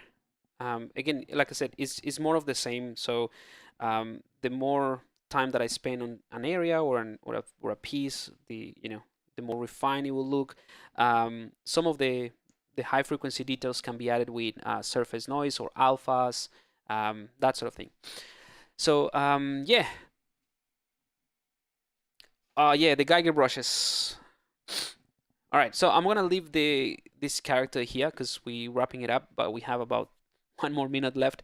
I'm just gonna show you the pack of brushes that I've been working on. They are, like I said, they are nearly ready. They are like I'm super excited about this pack.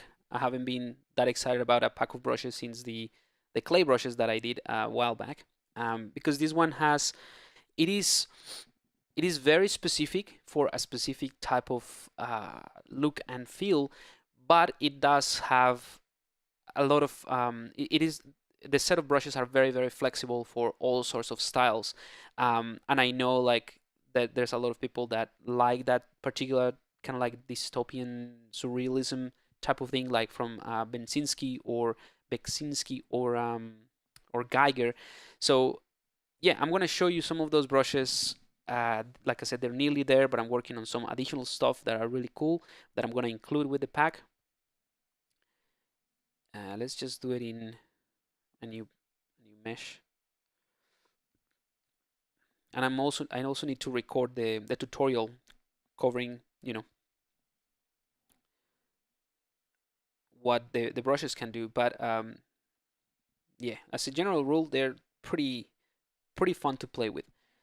So here we are. These are my Geiger brushes, and they're all sorts of different things from blocking to there's some simple ones like general purposes one, which are really cool. Like for example, this HR Geiger cutter. This is a custom brush that behaves kind of like imagine like a combination between the slash brush and the damp standard brush and some of those settings, but it just gives you a very sharp cut and it pinches things a little bit. So I'm pressing too hard, but it is a brush that you can use to sort of like cut through the model quite easily and just define these sort of like more blobby shapes, which is pretty cool. And it doesn't destroy the topology that much. It just pinches a little bit. So it's super cool. Um, so that's one of the simple ones, of the generic ones. Again, I'm going to go into a bit more detail on how to use these brushes in the tutorial. I'm just giving you a quick sneak preview.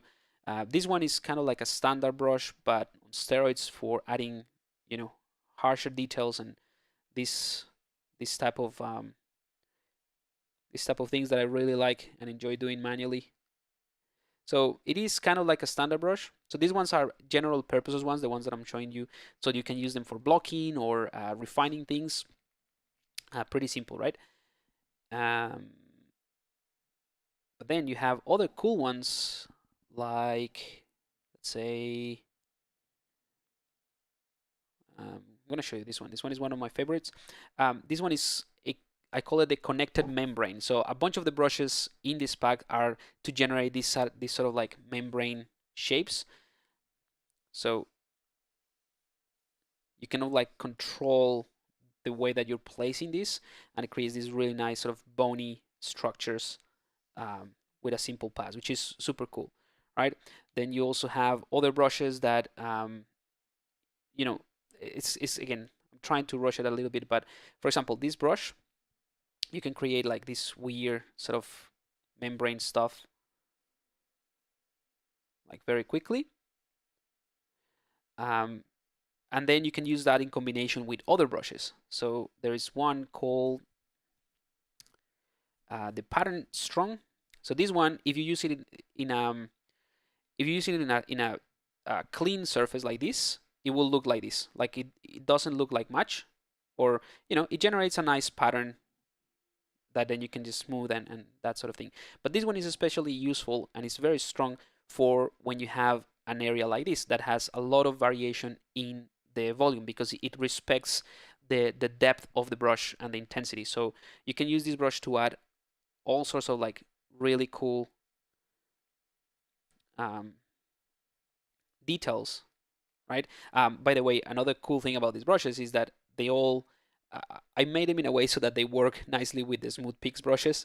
So the smooth peak brushes allows you to smooth the peaks and relieve or leave the kind of like the indentations there. So I'm using the smooth peaks as as I add this strong pattern, right? So yeah, very quickly you can do all sorts of like really weird membrane bony pieces like that, which is really cool.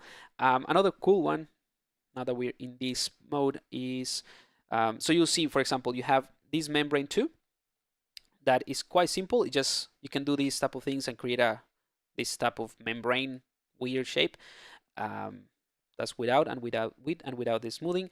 And there's another one which is very similar, using actually I think a variation or the same alpha that looks pretty much the same thing. So you go, we have two brushes that do the same thing.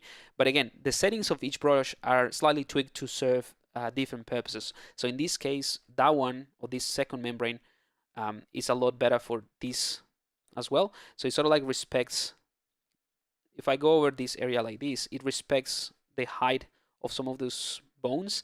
So it kind of like creates a weird connection, like a membrane underneath this more bony structure.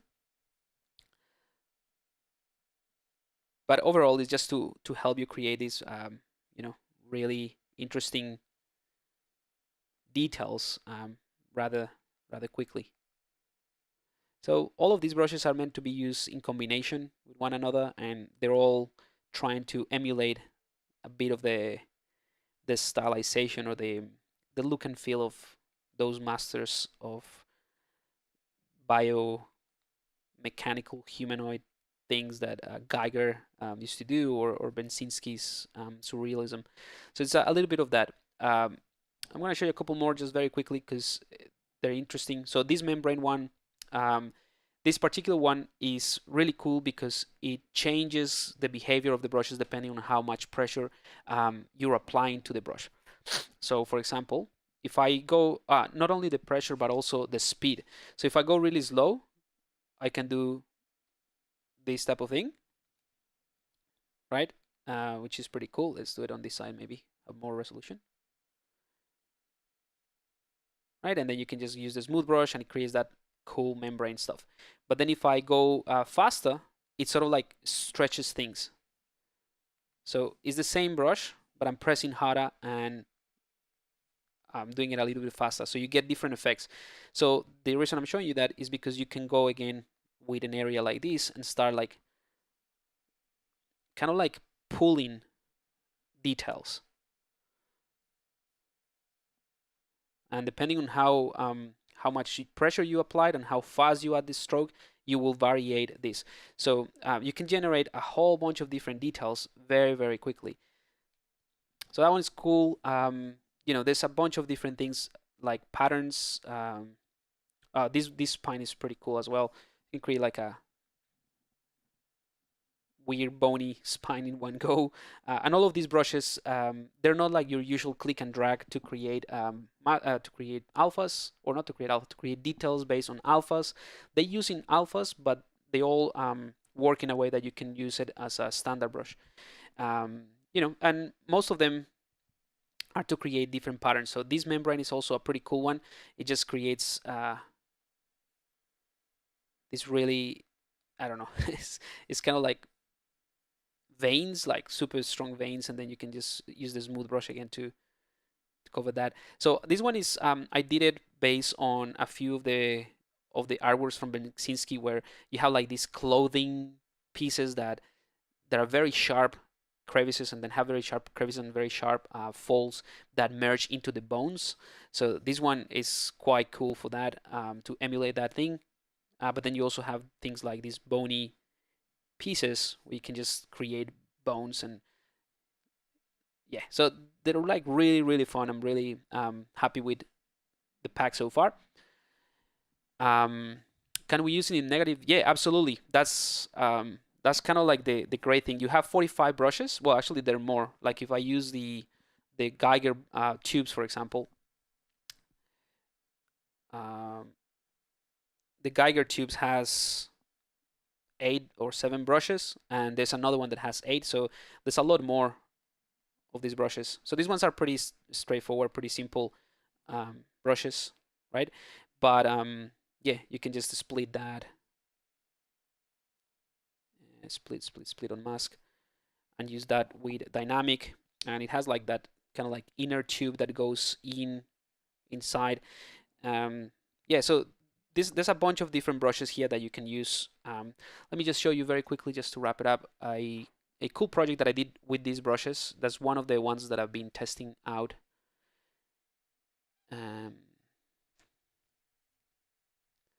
So you can see that they can be used in a bunch of different ways, this is what excites me about the pack. That yeah, you can use them in a negative space. You can use them in, you can take this membrane, right, and you can hold the Alt key and create something completely different. So it creates like these really weird bumps, right? But there is actually a brush for that with some additional tweaks to make this specific effect a bit better, which is this one. So this one is basically gives you the same effect, but it has a nice pinching that cuts in between. So this indentation in the middle of the same effect is going to be a lot more believable. So I don't know if you can see, but there's like a cut through it. So this one is similar effect, but it just cuts through the model. So it's kind of like, imagine a damn standard brush, but it has all these additional details and bony areas, which is pretty cool. Let me just show you then the Geiger board.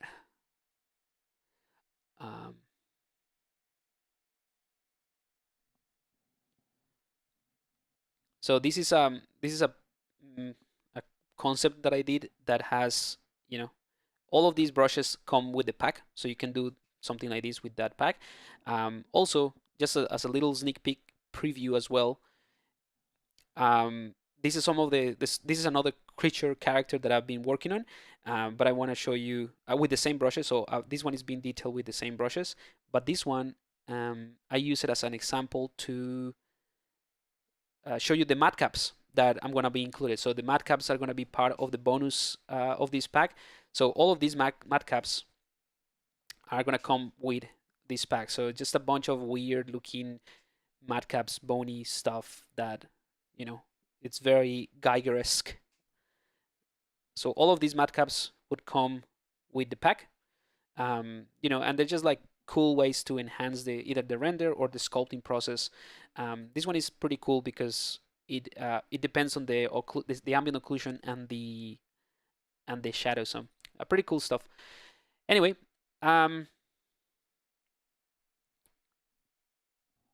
yeah, so there's a bunch of this one as well. This cracks also is pretty cool. I know. So one of the awesome artists that is actually testing these brushes and having some fun with that is Dominic Queck. So I'm sure you know Dominic.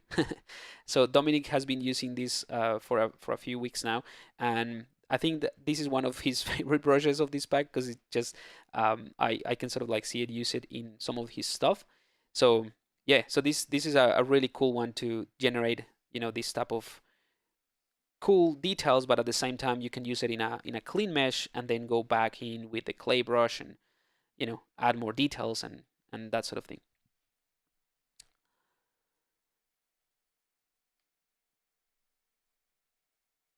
Alrighty, so I will be releasing this pack very soon. Not sure when. As in, I mean, when I say soon, I mean within a week or so. So if you're part of my email list, just keep an eye on your email because I'm pretty sure that by next week, I usually send an email with tips and tricks like today. Because, for example, today I released the last video of a little short. It's an overview. It's a tutorial, but it's like an overview mini series covering my workflow with a specific project, like a project breakdown. So I released a video today, and I sent an email with the link to that video. So I'm hoping for the next week, which I'm gonna send another tips and tricks in that email to share a link for the brushes as well. So that's how soon I'm hoping. Let's say next week, Monday, Tuesday next week.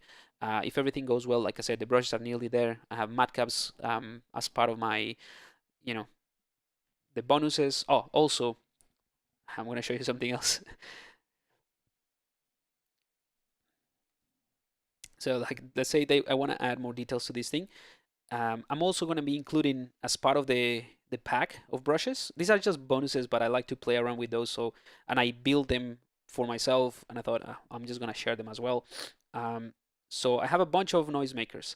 So if I go to the noisemaker, all of these noisemakers are going to be included as well with the pack. And they're pretty awesome. You can just, you know, let's say, I don't know, I'm going to add this one or this one and just edit the scale of it.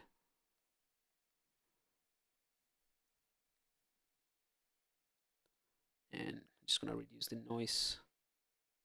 So you can tweak it obviously as much as you want to, but it has that, and then I just apply it to mesh. Oh, do I have the subdivision? Yeah, but this is just to add details very quickly using the noisemaker. And there's a bunch of them. Let me just show you with a sphere so it's easier.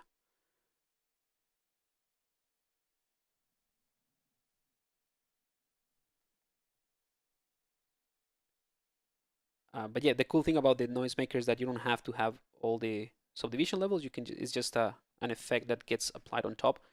So things like this, and it comes with the colors as well. So you can tweak that and change it. Change all of these things. Use the alpha that comes with it. Change the colors. You can do all of that, but the settings that I've prepared, they give you that initial state. But you can use this thing to further customize your models, and I don't know. It's a pretty cool extra little thing that I thought I should include as well. So those are the type of things that I'm wrapping up at the moment. Just finishing with making sure that everything is working, and that's it. The brushes are ready, so I will be releasing them pretty soon, which is pretty excited. All right, so I'm gonna leave it here, guys. Quick questions. Let me see. I'm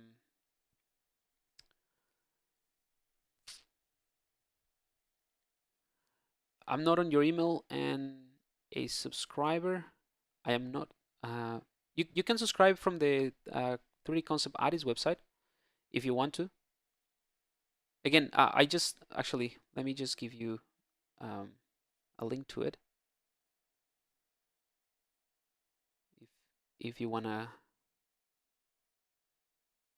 go there.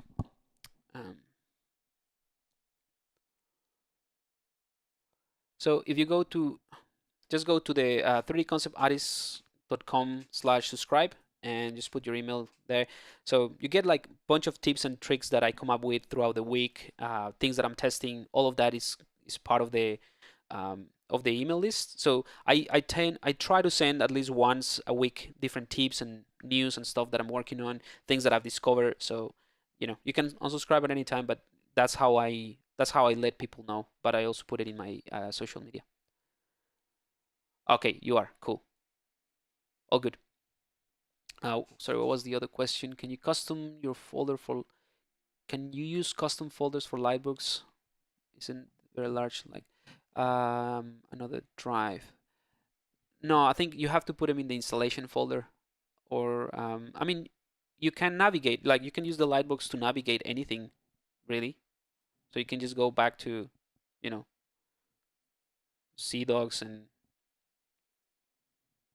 you know you can navigate through all of those folders. So yeah, you can do that. 3D code clone mostly. I was learning ZBrush, but it seems totally backwards to every other program that I work with. Yeah, well, that's one of the. I think I would say that is a mentality restriction rather than. I mean, I know it is quite counterintuitive, especially if you come out from different software. So if you go to this, go to the ZBrush Guides website. That's my other website. And if you go to the Start Here page, you scroll down to how I learn ZBrush. Again, let me just show you, because there's a couple of videos where I talk about that, where I talk about how I learned ZBrush, and that for me was also the same thing, like pretty counterintuitive at the beginning. But once you get used to it, it's so easy and it's so much faster for your workflows than anything else that I've tried, and that's why I use it all the time. So if you go to, hang on, I'm not showing you anything, am I? No.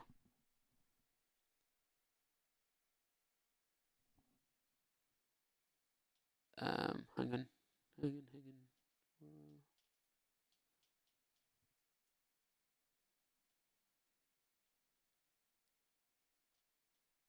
Here we go.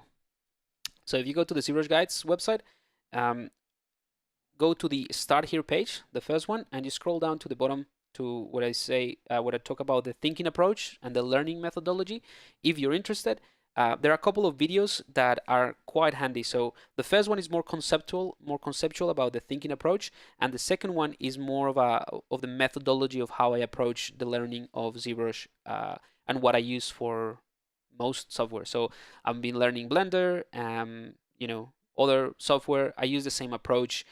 So it's just about how you approach the I've been saying approach too much, but is the way that you approach the learning process rather than the software itself. So I'm like pretty new with Blender. In fact, I'll just show you very quickly. This background that I have here is something that I did in Blender Eve, where I was trying and testing the look and feel of it. So yeah, it's just about how you approach the learning, I suppose.